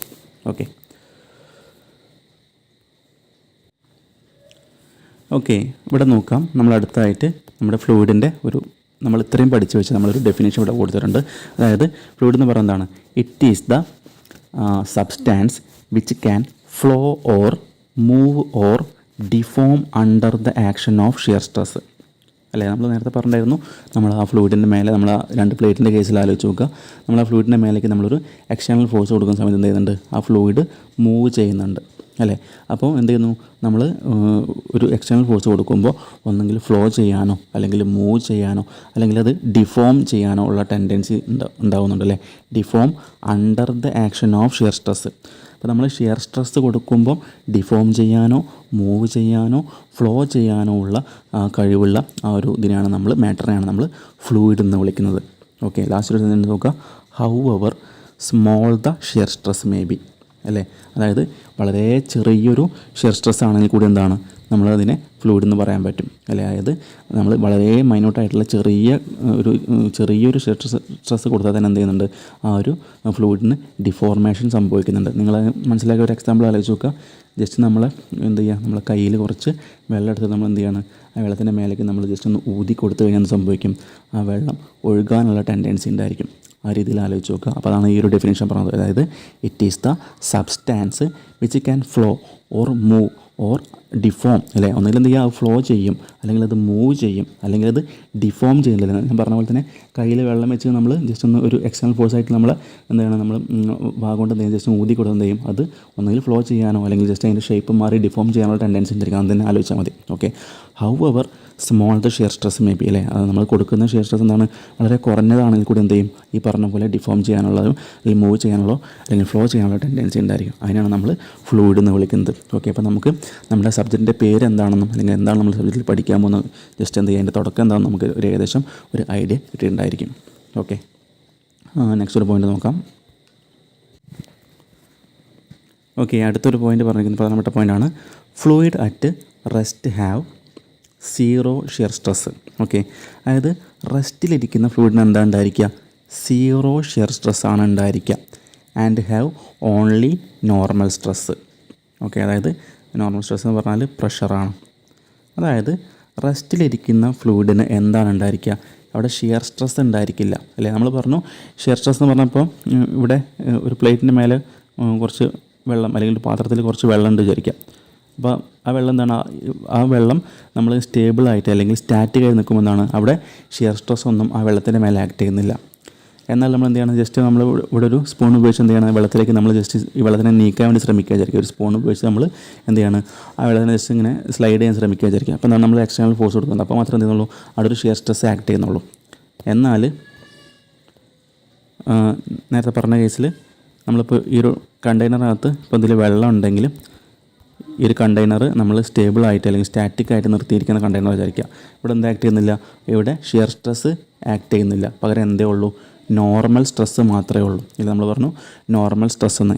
എന്താണ് നോർമൽ സ്ട്രെസ് എന്ന് പറഞ്ഞാൽ, അതായത് നമ്മുടെ ഈ വെള്ളത്തിൻ്റെ ഈ പെർപെൻഡിക്കുലറായിട്ട് ഈ ഡയറക്ഷനിൽ ആക്ട് ചെയ്യുന്ന ആ ഒരു സ്ട്രെസ്സിനാണ് നമ്മൾ നോർമൽ സ്ട്രെസ് എന്ന് പറയുന്നത്. അതായത് നമുക്ക് ഈ കേസിൽ എന്ത് പറയാം, സ്റ്റാറ്റിക്കായി നിൽക്കുന്ന ആ ഒരു ലിക്വിഡിൻ്റെ കേസിൽ നമുക്ക് എന്താ പറയാം, അത് നോർമൽ സ്ട്രെസ് എന്ന് പറഞ്ഞാൽ ശരിക്കും ആ വെള്ളത്തിൻ്റെ പ്രഷർ അല്ലെങ്കിൽ ആ വെള്ളത്തിൻ്റെ വെയിറ്റിനെയാണ് നമ്മൾ ഉദ്ദേശിക്കുന്നത്. ഓക്കെ, അപ്പോൾ ഈ ഒരു സർഫസിൽ ആക്ട് ചെയ്യുന്ന പ്രഷർ എന്ന് പറഞ്ഞാൽ എന്തായിരിക്കും, ഈ വെള്ളത്തിൻ്റെ വെയിറ്റ് ആയിരിക്കും. ഇത് വെള്ളമാണെങ്കിൽ ആ വെള്ളത്തിൻ്റെ വെയിറ്റ് ആയിരിക്കും അവിടെ ആക്ട് ചെയ്യുന്നതായിരിക്കും. സോ അവിടെ എന്തുണ്ടായിരിക്കില്ല, ഷിയർ സ്ട്രെസ് ഉണ്ടായിരിക്കില്ല, പകരം നോർമൽ സ്ട്രെസ്സ് മാത്രമേ ഉണ്ടായിരിക്കുള്ളൂ. ഓക്കെ, നോർമൽ സ്ട്രെസ്സ് മാത്രമേ ഉണ്ടായിരിക്കുള്ളൂ. അത് നമ്മൾ ലാസ്റ്റ് പറഞ്ഞ ആ ഒരു പോയിൻ്റ് വരെ. അപ്പോൾ ആ ഒരു പോയിൻ്റ് നമുക്ക് എക്സാം പോയിൻ്റ് ഓഫ് വ്യൂ ചോദിക്കാറുള്ളതാണ്. അതായത് റെസ്റ്റിലിരിക്കുന്ന ഫ്ലൂയിഡിന് ഏത് സ്ട്രെസ്സാണ് ആക്ട് ചെയ്യുന്നതൊക്കെ നമ്മുടെ സ്റ്റേറ്റ്മെൻറ്റ് ടൈപ്പിലുള്ള ക്വസ്റ്റ്യൻസ് ഉണ്ടാകാറുണ്ട്. ഓക്കെ, അപ്പോൾ മനസ്സിലാക്കി വെക്കുക. Fluid at rest have zero shear stress ആണ്. ഓക്കെ, സീറോ ഷിയർ സ്ട്രെസ് ആയിരിക്കും ഉണ്ടായിരിക്കുക ഫ്ലൂയിഡ് റെസ്റ്റിലിരിക്കുന്ന ഫ്ലൂയിഡിൽ. And have only normal stress. Okay, normal stress മാത്രമേ നമുക്ക് സ്റ്റാറ്റിക്കിലിരിക്കുന്ന അല്ലെങ്കിൽ റെസ്റ്റിലിരിക്കുന്ന ഫ്ലൂയിഡിന് ഉണ്ടായിരിക്കുള്ളൂ. ഓക്കെ, അപ്പോൾ fluid at rest have zero shear stress and have only normal stress എന്നുള്ള കാര്യം മനസ്സിലാക്കി വെക്കുക. ആ പോയിൻ്റ് നോട്ട് ചെയ്ത് വെക്കാം. ഓക്കെ,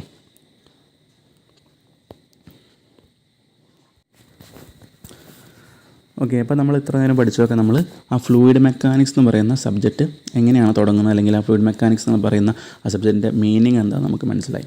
ഓക്കെ, നമുക്കിനി പഠിക്കാനുള്ള നമ്മുടെ ഫ്ലൂയിഡ് മെക്കാനിക്സിൽ നമുക്ക് ഫ്ലൂയിഡ് മെക്കാനിക്സിന് ഇനി നമുക്ക് എന്ത് ചെയ്യാം, ഷോർട്ടായിട്ട് പറയാം. എപ്പോഴും നമുക്ക് എന്താ ചെയ്യാം, എഫ് എം എന്ന് പറഞ്ഞ രീതിയിൽ എന്ത് ചെയ്യാം, ഷോർട്ടായിട്ട് പറയാം. ഫ്ലൂയിഡ് മെക്കാനിക്സിൽ നമുക്ക് എഫ് എം നമുക്ക് ചുരുക്കി പറയാം. അപ്പോൾ നമുക്ക് ഫ്ലൂയിഡ് മെക്കാനിക്സ് പ്രധാനമായിട്ടും 3 ക്ലാസിഫൈ ചെയ്തിട്ടുണ്ട്.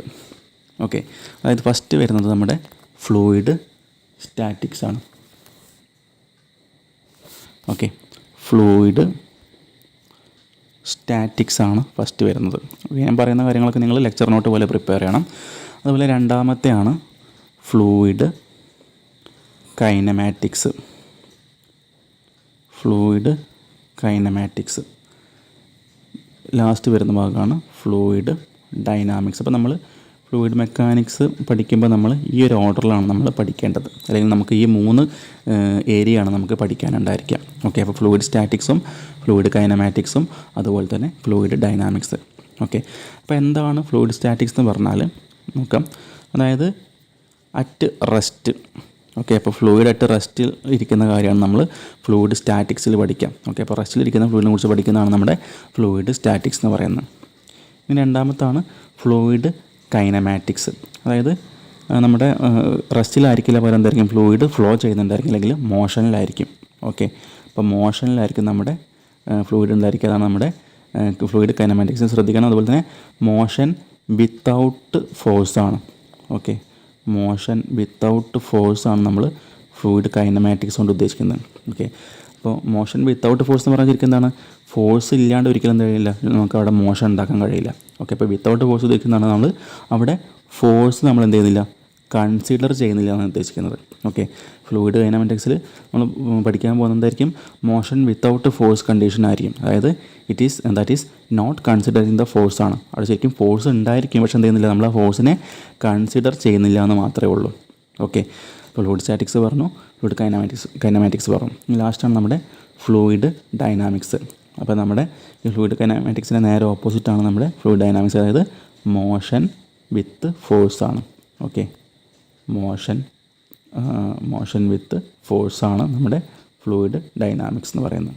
ഓക്കെ, അപ്പോൾ നമ്മുടെ ഈ ഒരു മൂന്നായിട്ടാണ് നമ്മൾ ഫ്ലൂയിഡ് മെക്കാനിക്സ് നമ്മൾ പഠിക്കുക. അപ്പോൾ നമ്മൾ ആദ്യം പഠിക്കാൻ പോകുന്നതായിരിക്കും ഈ ഫ്ലൂയിഡ് സ്റ്റാറ്റിക്സ് ആയിരിക്കും നമ്മൾ ആദ്യം പഠിക്കാൻ പോകുന്നതായിരിക്കും. അതായത് ഫ്ലൂയിഡായിട്ട് സ്റ്റാറ്റിക്കിലുള്ള അല്ലെങ്കിൽ ഫ്ലൂയിഡായിട്ട് റെസ്റ്റിലുള്ള കണ്ടീഷനാണ് ഫ്ലൂയിഡ് സ്റ്റാറ്റിക്സ് എന്ന് പറയുന്നത്. അതുപോലെ മോഷൻ വിത്തൗട്ട് ഫോഴ്സ് ആണ്, അല്ലെങ്കിൽ വിത്തൗട്ട് കൺസിഡറിങ് അല്ലെങ്കിൽ നോട്ട് കൺസിഡറിങ് ദ ഫോഴ്സ് ആണ് ഫ്ലൂയിഡ് കൈനമാറ്റിക്സ്.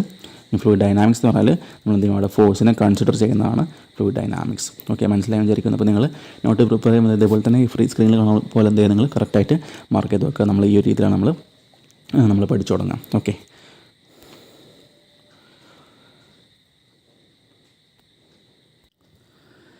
അപ്പോൾ നമ്മളിനി ഫസ്റ്റ് പഠിക്കാൻ പോകുന്ന നമ്മുടെ ഫ്ലൂയിഡ് സ്റ്റാറ്റിക്സിൽ ഫസ്റ്റ് വരുന്ന കാര്യമാണ് നമ്മുടെ ഫ്ലൂയിഡിൻ്റെ properties. Okay, properties of fluids. അപ്പോൾ നമ്മൾ ഫ്ലൂയിഡ് മെക്കാനിക്സ് പഠിക്കുമ്പോൾ ഏറ്റവും ആദ്യം പഠിക്കേണ്ട കാര്യമാണ് നമ്മുടെ ഫ്ലൂയിഡിൻ്റെ പ്രോപ്പർട്ടീസ്. പഠിക്കുന്ന സമയത്ത് വളരെ എളുപ്പമായിട്ട് തോന്നും, പക്ഷേ നമുക്ക് എക്സാം പോയിൻ്റ് ഓഫ് വ്യൂ നമുക്ക് ക്വസ്റ്റ്യൻസ് വരുന്ന സമയത്ത് കൺഫ്യൂഷൻസ് വന്ന് മിസ്റ്റേക്കുകൾ വരുത്തി നമുക്ക് മാർക്ക് നഷ്ടപ്പെടാനുള്ള ടെൻഡൻസി ഉണ്ടായിരിക്കും. എന്ത് ചെയ്യുക, മനസ്സിലാക്കുമ്പോൾ പഠിക്കുമ്പോൾ എന്ത് ചെയ്യുക, കൃത്യമായിട്ടും അതിൻ്റെ ഐഡിയ അല്ലെങ്കിൽ കോൺസെപ്റ്റ് എന്താണെന്ന് മനസ്സിലാക്കി വേണ്ടി മാത്രം പഠിക്കാൻ ശ്രമിക്കുക. ഓക്കെ, അപ്പോൾ നമുക്ക് ഫസ്റ്റ് വരുന്ന ഫ്ലൂയിഡ് പ്രോപ്പർട്ടി എന്ന് പറയുന്നത് നിങ്ങൾക്കിവിടെ സ്ക്രീനിൽ കാണുന്നതായിരിക്കും. അതായത് ഡെൻസിറ്റി, അല്ലെങ്കിൽ ഇതിൻ്റെ വേറൊരു പേരാണ് മാസ് ഡെൻസിറ്റി. ഓക്കെ, ഡെൻസിറ്റി അല്ലെങ്കിൽ നമുക്കതിനെ മാസ് ഡെൻസിറ്റി എന്ന് പറയാം. അതായത് സ്ക്രീനിൽ കാണുന്ന പോലെ തന്നെ എന്താണ് ഇവിടെ നോക്കാം, ഒരു ഡെൻസർ ഒബ്ജക്റ്റിൻ്റെ അതുപോലെ തന്നെ ഡെൻസിറ്റി കുറഞ്ഞ ഒബ്ജക്റ്റിൻ്റെ ജസ്റ്റ് രണ്ട് ഫിഗർ ഇവിടെ കാണിച്ചിട്ടുണ്ടായിരിക്കും. ജസ്റ്റ് ഒന്ന് നോക്കുക.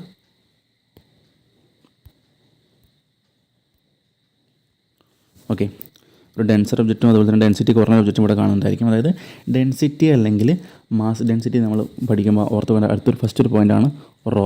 അതായത് റോ എന്ന് പറഞ്ഞാൽ എന്താണ്, റോ എന്ന് പറഞ്ഞാൽ നമ്മുടെ ഡെൻസിറ്റിയെ റെപ്രസെൻ്റ് ചെയ്യുന്ന ലെറ്ററാണ് റോ. ഓക്കെ, ഡെൻസിറ്റിയെ റെപ്രസെൻ്റ് ചെയ്യുന്ന ലെറ്ററാണ് റോ. അപ്പോൾ ഡെൻസിറ്റി എന്ന് പറഞ്ഞാൽ എന്ത് തമ്മിലുള്ള റേഷ്യോ ആണ്, അതിൻ്റെ മാസും വോളിയവും തമ്മിലുള്ള റേഷ്യോ ആണ് നമ്മൾ ഡെൻസിറ്റി അല്ലെങ്കിൽ മാസ് ഡെൻസിറ്റി എന്ന് പറയുന്നത്. ഓക്കെ, അപ്പോൾ ഞാൻ എന്താണെന്ന് ഡീറ്റെയിൽ ആയിട്ട് പറയാം. അതായത് ഡെൻസിറ്റി എന്ന് പറഞ്ഞാൽ നമുക്കൊരു എക്സാമ്പിൾ വെച്ച് പറയാം. അതായത് ഇവിടെ ഇപ്പോൾ ഒരു ടാങ്ക് ഉണ്ട്. ഓക്കെ, നമ്മൾ പറഞ്ഞു ഡെൻസിറ്റി എന്ന് പറഞ്ഞാൽ മാസും വോളിയവും തമ്മിലുള്ള റേഷ്യോനാണ് നമ്മൾ ഡെൻസിറ്റി എന്ന് പറയാം. ഓക്കെ, അതായത് ഈ ഒരു ടാങ്കിൻ്റെ നീളം 1 മീറ്ററാണെന്ന് വിചാരിക്കാം.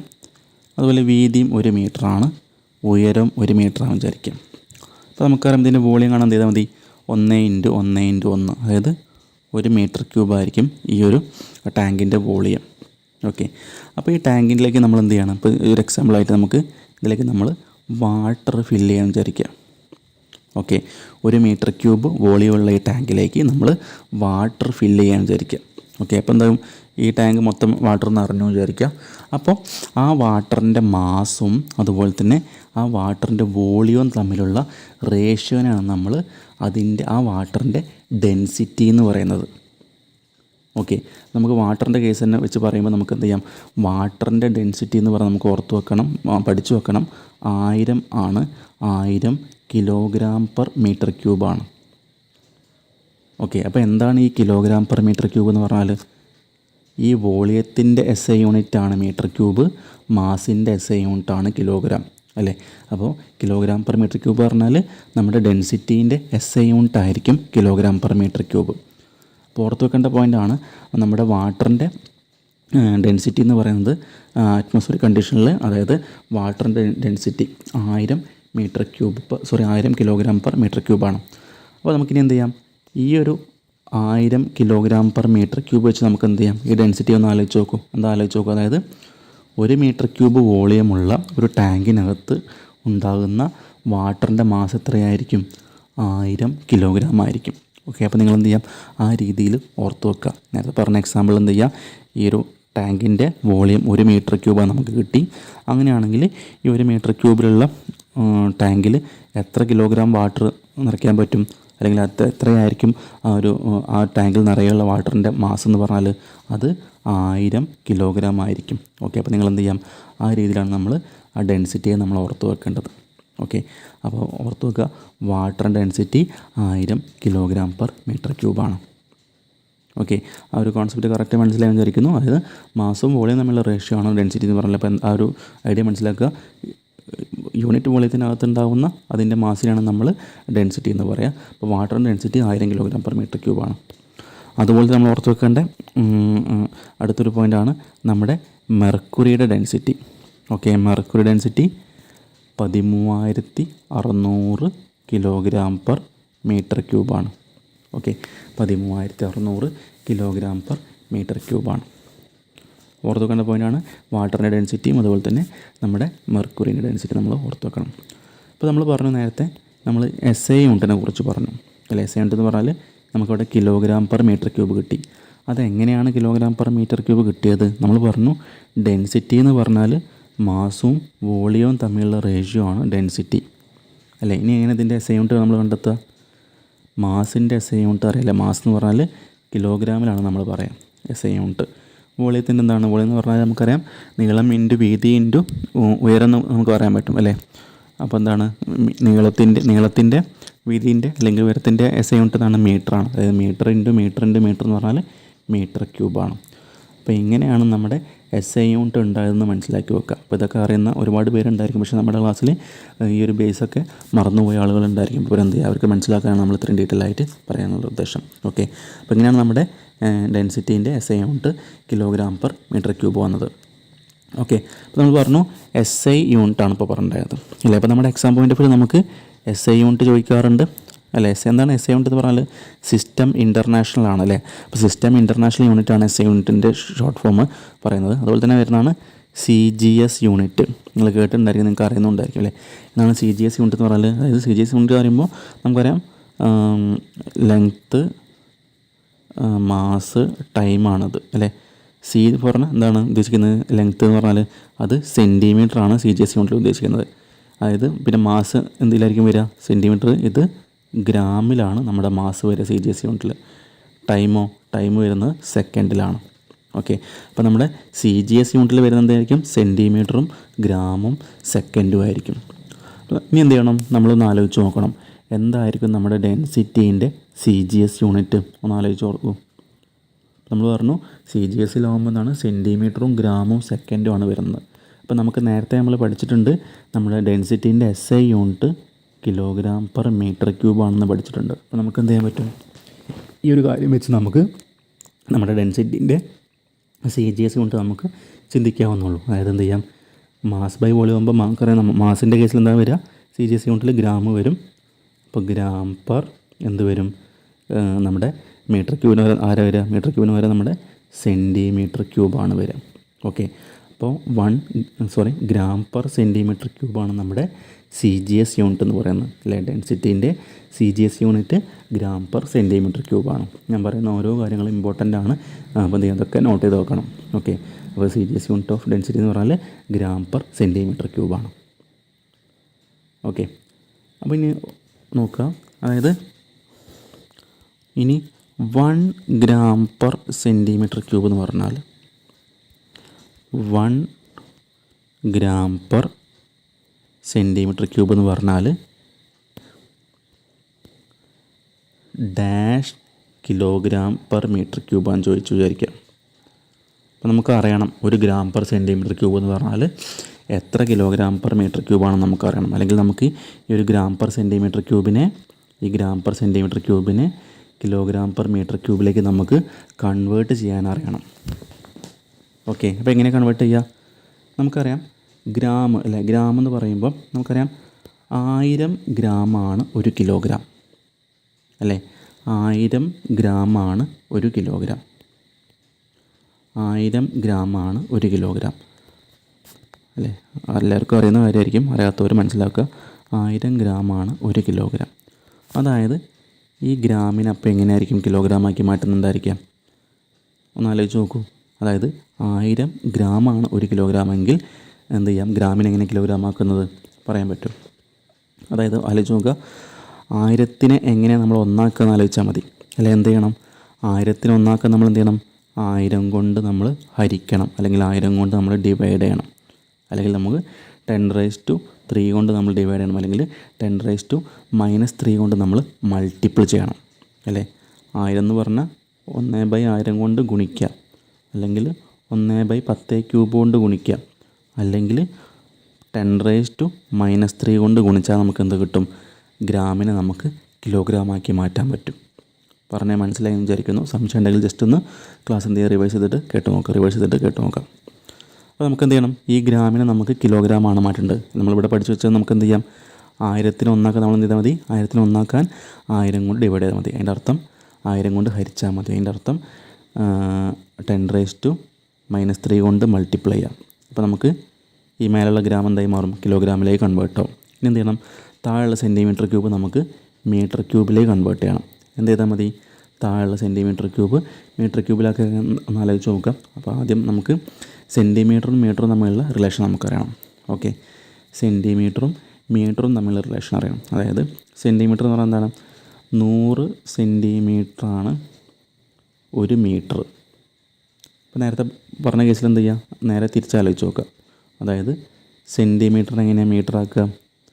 നമുക്കറിയാം 100 സെൻറ്റിമീറ്ററാണ് 1 മീറ്റർ എന്ന് പറഞ്ഞാൽ സെൻറ്റിമീറ്റർ എങ്ങനെ മീറ്റർ ആക്കുക? 100നെ എങ്ങനെയാണ് ഒന്നാക്കുക എന്ന് ആലോചിച്ച് നോക്കുക. 100നെ എങ്ങനെ ഒന്നാക്കുക? 100നെ 100 കൊണ്ട് ഡിവൈഡ് ചെയ്ത് നമുക്ക് ഒന്നാക്കാൻ പറ്റും. അല്ലെങ്കിൽ 100നെ എന്ത് ചെയ്യുക? 1/10² കൊണ്ട് മൾട്ടിപ്ലൈ ചെയ്യുക, അല്ലെങ്കിൽ 10⁻² കൊണ്ട് മൾട്ടിപ്ലൈ ചെയ്ത് നമുക്ക് എന്ത് കിട്ടും? നമുക്ക് സെൻറ്റിമീറ്ററിനെ മീറ്റർ ആക്കാൻ പറ്റും. നേരെ തിരിച്ചാണ് നമ്മൾ ഓർത്ത് വെക്കണം കേട്ടോ. അപ്പോൾ നമുക്ക് ഗ്രാമിനെ നമ്മൾ കിലോഗ്രാം ആക്കിയപ്പോൾ നമുക്ക് എന്ത് ചെയ്യാം? കിലോഗ്രാമിനെ ഗ്രാം ആക്കാനും പറ്റും. അതായത് ഗ്രാമിനെ കിലോഗ്രാം ആക്കാൻ 10⁻³ കൊണ്ട് ഗുണിക്കുകയാണെങ്കിൽ കിലോഗ്രാമിനെ ഗ്രാം ആക്കാൻ എന്ത് ചെയ്യണം? 10⁻³ കൊണ്ടായിരിക്കും ഗുണിക്കേണ്ടത് അല്ലേ. അതായത് 1നെ 1000 ആക്കുക എന്ത് ചെയ്യുക? 1000 കൊണ്ടാണ് ഗുണിക്കേണ്ടത്, അല്ലെങ്കിൽ 10⁻³ കൊണ്ടാണ് ഗുണിക്കേണ്ടത്. നമുക്ക് അതിനെ ഓർത്ത് വെക്കുക. അതുപോലെ തന്നെ മീറ്ററിനെ സെൻറ്റിമീറ്റർ ആക്കാൻ എന്ത് ചെയ്യണം? 100 കൊണ്ടാണ് ഗുണിക്കേണ്ടത് അല്ലേ. 1 മീറ്ററിന് സെൻറ്റിമീറ്റർ ആക്കാൻ എന്ത് ചെയ്യുക? 1 മീറ്റർ × 100 ചെയ്യുക. അപ്പോൾ നമുക്ക് എന്ത് കിട്ടും? 100 സെൻറ്റിമീറ്റർ കിട്ടും. അപ്പോൾ ഓർത്ത് വെക്കുക, നമ്മൾ പറഞ്ഞു സെൻറ്റിമീറ്ററിനെ മീറ്ററാക്കാൻ നമ്മൾ എന്ത് ചെയ്താൽ മതി? 100 കൊണ്ട് ഡിവൈഡ് ചെയ്താൽ മതി. അപ്പോൾ നമുക്ക് എന്താ ഇവിടെ ചെയ്യേണ്ടത്? ശരിക്കും എന്താ ചെയ്യേണ്ടത്? ഈ സെൻറ്റിമീറ്റർ ക്യൂബിനെയാണ് നമുക്ക് എന്ത് ചെയ്യേണ്ടത്? മീറ്റർ ക്യൂബാക്കി മാറ്റേണ്ടത്. ഓക്കെ, സെൻറ്റിമീറ്റർ ക്യൂബിനെ നമുക്ക് മീറ്റർ ക്യൂബാക്കി മാറ്റണം. അന്ന് നമുക്കറിയാം സെൻറ്റിമീറ്ററിനെ മീറ്റർ ആക്കണമെങ്കിൽ എന്ത് ചെയ്യണം? 100 കൊണ്ട് ഡിവൈഡ് ചെയ്യണം. അപ്പോൾ സെൻറ്റിമീറ്റർ ക്യൂബിനെ മീറ്റർ ക്യൂബാക്കാൻ എന്ത് ചെയ്യേണ്ടി വരും? നമുക്കറിയാം സെൻറ്റിമീറ്ററിനെ മീറ്ററാക്കാൻ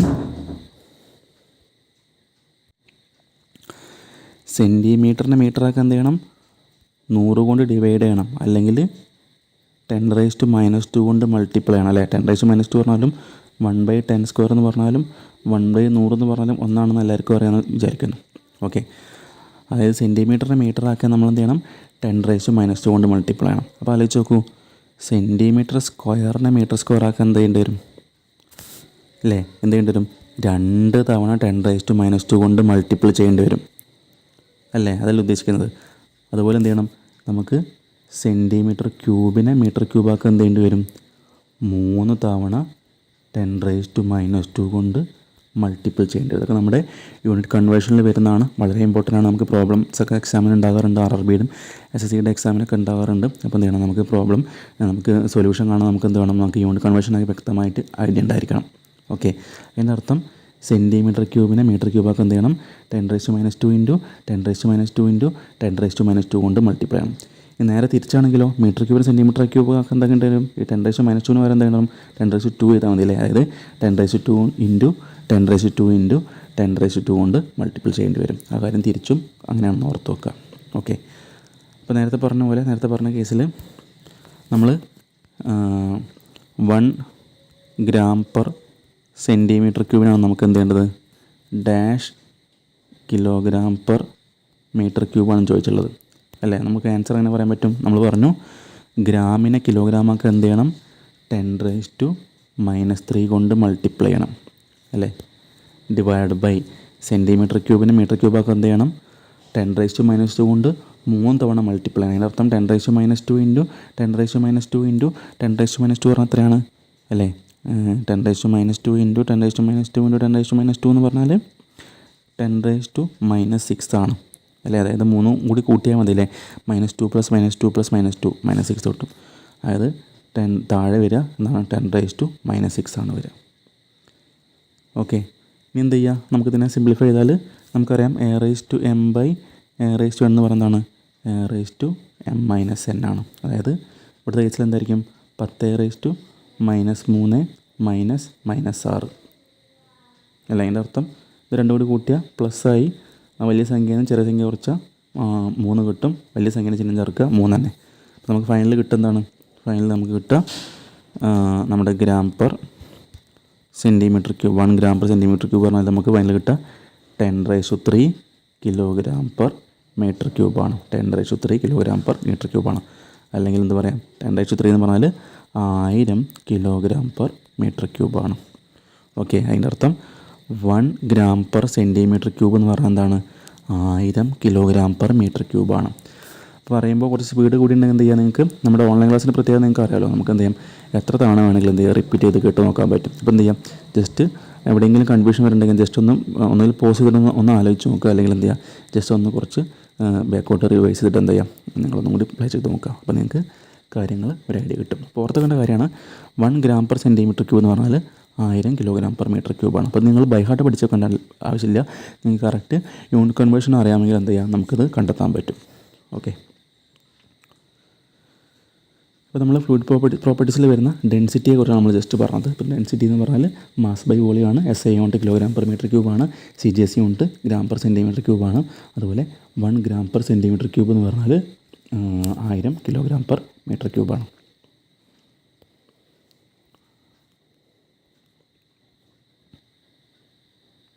ഓക്കെ, നമ്മൾ പഠിച്ച കാര്യങ്ങളൊക്കെ ഇവിടെ കാണുന്നതായിരിക്കും. ഡെൻസിറ്റിൻ്റെ യൂണിറ്റും അതുപോലെ തന്നെ വാട്ടറിൻ്റെ കേസും പറഞ്ഞിട്ടുണ്ട്. 1000 kg/m³ അല്ലെങ്കിൽ 1 g/cm³ ആണ്.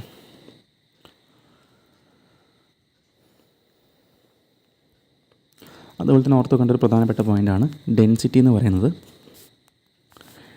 Density is a function of, നിങ്ങൾ പോയിൻ്റ് എഴുതി വെക്കണം, density is a function of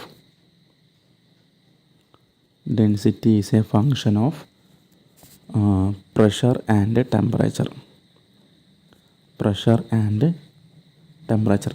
പ്രഷറിൻ്റെയും ടെമ്പറേച്ചറിൻ്റെയും ഒരു ഫംഗ്ഷനാണ് ഡെൻസിറ്റി എന്ന് പറയുന്നത് അല്ലേ. അപ്പോൾ എന്താണ് ഡെൻസിറ്റി, ഒരു പ്രഷറിൻ്റെയും ടെമ്പറേച്ചറിൻ്റെ ഫംഗ്ഷൻ എന്ന് പറയാൻ ഉദ്ദേശിക്കുന്നത്, അതായത് പ്രഷർ മാറുമ്പോഴും അതുപോലെ തന്നെ ടെമ്പറേച്ചർ ചേഞ്ച് ചെയ്യുമ്പോഴും എന്ത് ചെയ്യും, ഡെൻസിറ്റിയിൽ വേരിയേഷൻ സംഭവിക്കും.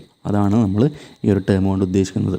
Okay, density is a function of pressure and temperature എന്ന് പറയുന്നത് എന്താണ് ഉദ്ദേശിക്കുന്നത്, പ്രഷർ മാറുമ്പോഴും അല്ലെങ്കിൽ ആ ഒരു മാറ്ററിൻ്റെ അല്ലെങ്കിൽ ആ ഫ്ലൂയിഡിൻ്റെ പ്രഷർ മാറുമ്പോഴും ടെമ്പറേച്ചർ മാറുമ്പോഴും എന്ത് ചെയ്യും, അത് നമ്മുടെ ആ ഒരു ഫ്ലൂയിഡിൻ്റെ ഡെൻസിറ്റിയെ ഡിപ്പെൻഡ് ചെയ്യുന്നതാണ് നമ്മൾ മനസ്സിലാക്കേണ്ടത്. ഓക്കെ, പ്രഷറും ടെമ്പറേച്ചറിൽ ചേഞ്ച് എന്ത് ചെയ്യും, അതിൻ്റെ ഡെൻസിറ്റിയിലും വേരിയേഷൻ സംഭവിക്കുന്നതാണ് നമ്മൾ മനസ്സിലാക്കേണ്ടത്.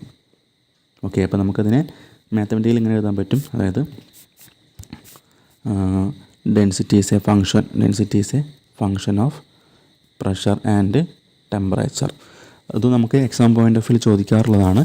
ഇപ്പോൾ സ്റ്റേറ്റ്മെൻറ്റ് ടൈപ്പിലൊക്കെ ചോദിക്കാറുണ്ട്, density is function of pressure. അതുപോലെ ഓപ്ഷൻ എ പ്രഷർ മാത്രമേ ഉണ്ടായിരിക്കുള്ളൂ, ഓപ്ഷൻ ബി ടെമ്പറേച്ചർ മാത്രമേ ഉണ്ടായിരിക്കുള്ളൂ, ഓപ്ഷൻ സി ഉണ്ടായിരിക്കുക both A and B, option C ഉണ്ടായിരിക്കുക നൺ ഓഫ് ദീസ് ആയിരിക്കും. അപ്പോൾ നമുക്ക് എന്താ പറയണം, ഡെൻസിറ്റി എന്ന് പറഞ്ഞാൽ പ്രഷറിൻ്റെയും ടെമ്പറേച്ചറിൻ്റെയും ഫങ്ഷനാണെന്ന് നമുക്ക് വ്യക്തമായിട്ട് ഐഡിയ ഉണ്ടായിരിക്കണം.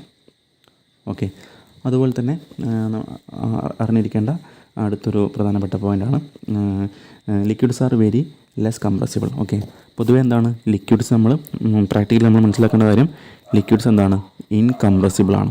ലിക്വിഡ്സ് ആർ, നിങ്ങൾ പോയിൻ്റ് ഞാൻ പറയുന്ന പോയിൻറ്റ്സൊക്കെ നിങ്ങൾ നോട്ട് ചെയ്ത് നോക്കണം.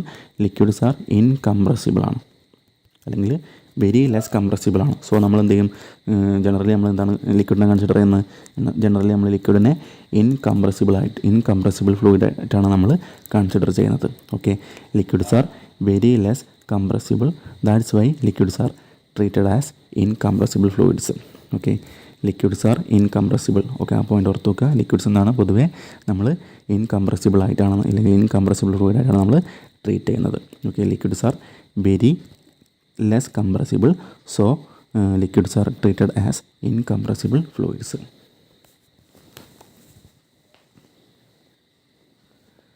ഓക്കെ, അപ്പോൾ നമ്മൾ ലിക്വിഡിൻ്റെ കേസിൽ നമ്മൾ പറഞ്ഞു, നമ്മൾ density is a function of pressure and ടെമ്പറേച്ചറും പറഞ്ഞു.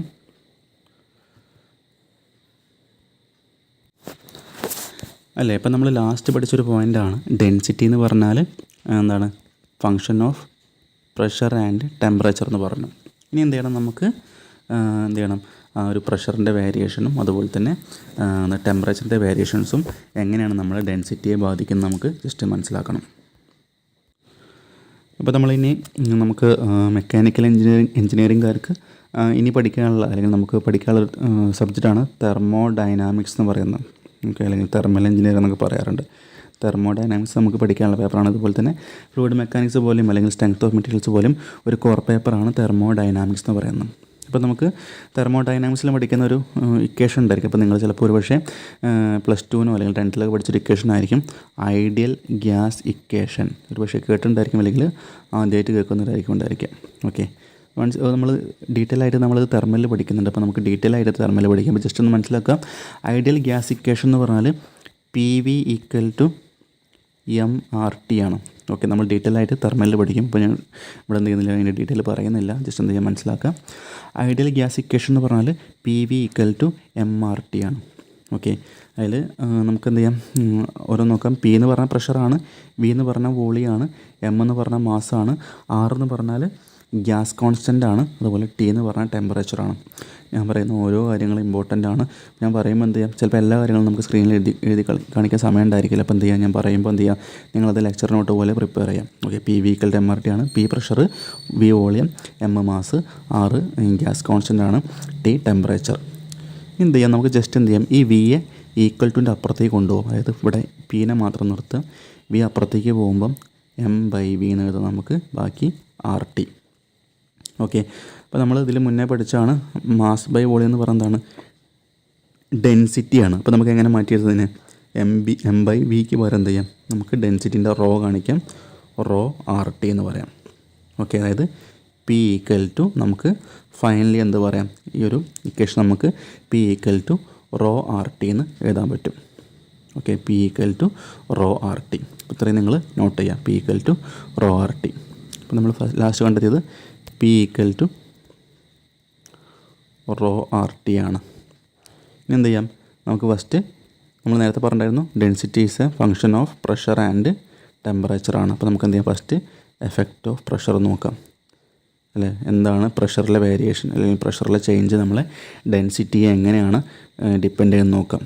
ഓക്കെ, അപ്പോൾ ഒരു ഫ്ലൂയിഡ് അല്ലെങ്കിൽ ഗ്യാസിനെ സംബന്ധിച്ചിടത്തായിരിക്കും നമ്മൾ അതിൻ്റെ ഗ്യാസ് കോൺസ്റ്റൻറ്റ് വാല്യൂ എന്തായിരിക്കും, ഗ്യാസ് കോൺസ്റ്റൻറ്റ് എന്ന് പറഞ്ഞാൽ ഒരു കോൺസ്റ്റൻറ്റ് വാല്യൂ ആയിരിക്കും, എന്ത് ചെയ്യില്ല, ഒരിക്കലും ചേഞ്ച് ചെയ്യില്ല. ഓക്കെ, ഇപ്പോൾ ഒരു എയർ എന്ന് പറയുന്നത് അല്ലെങ്കിൽ ഒരു ഓക്സിജൻ എന്ന് പറയുന്നത് അല്ലെങ്കിൽ ഏതെങ്കിലും ഒരു ഗ്യാസ് വിചാരിക്കുക, ആ ഗ്യാസിൻ്റെ ഗ്യാസ് കോൺസ്റ്റൻറ്റ് വാല്യൂ എന്തായിരിക്കും, എപ്പോഴും സെയിം ആയിരിക്കും. അതായത് R എന്താണ്, എപ്പോഴും കോൺസ്റ്റൻ്റ് ആയിരിക്കും, R എപ്പോഴും കോൺസ്റ്റൻ്റ് ആണ്.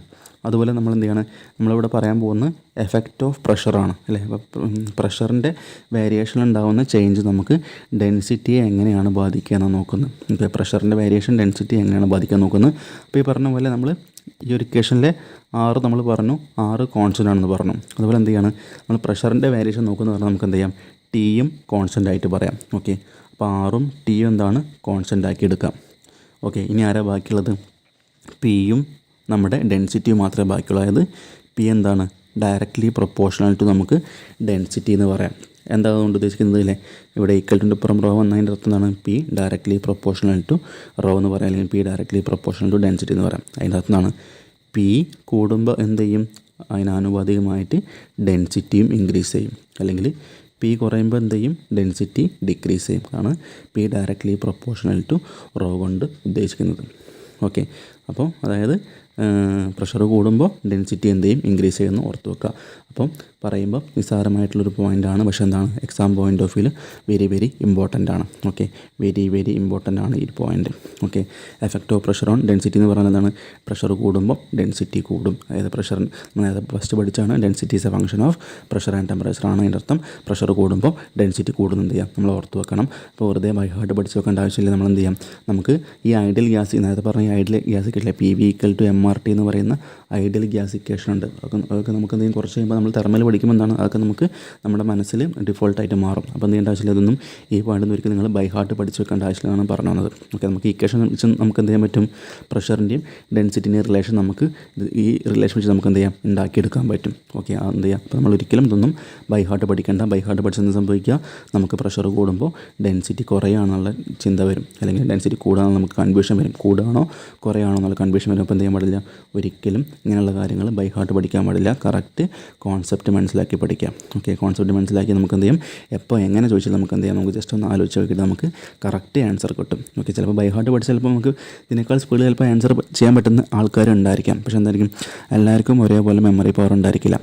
അത് നമ്മൾ ഒരുപാട് കാര്യങ്ങൾ എന്ത് ചെയ്യണം, ഒരുപാട് കാര്യങ്ങൾ നമ്മൾ കുറേ മെമ്മറിയിൽ സൂക്ഷിക്കുമ്പോൾ എന്തായിരിക്കും, നമുക്ക് കൺഫ്യൂഷൻസ് വന്ന് നമുക്ക് ആൻസർ തെറ്റിപ്പോളാൻ ചാൻസ് ഉണ്ടായിരിക്കും. അപ്പോൾ എന്ത് ചെയ്യുക, പഠിക്കുന്ന കാര്യം നമ്മൾ കോൺസെപ്റ്റായിട്ട് എന്ത് ചെയ്യുക, കറക്റ്റ് കോൺസെപ്റ്റ് മനസ്സിലാക്കിയാൽ നമുക്ക് എന്ത് ചെയ്യും, നമുക്ക് ഒത്തിരി സമയം നമുക്ക് അധികം ഉപയോഗിച്ചാൽ നമുക്ക് എന്ത് ചെയ്യാം, നമുക്ക് കറക്റ്റ് ആൻസർ തന്നെ നമുക്ക് ചെയ്യാനുള്ള ഒരു അവസരം ഉണ്ടാക്കിയെടുക്കാൻ പറ്റും.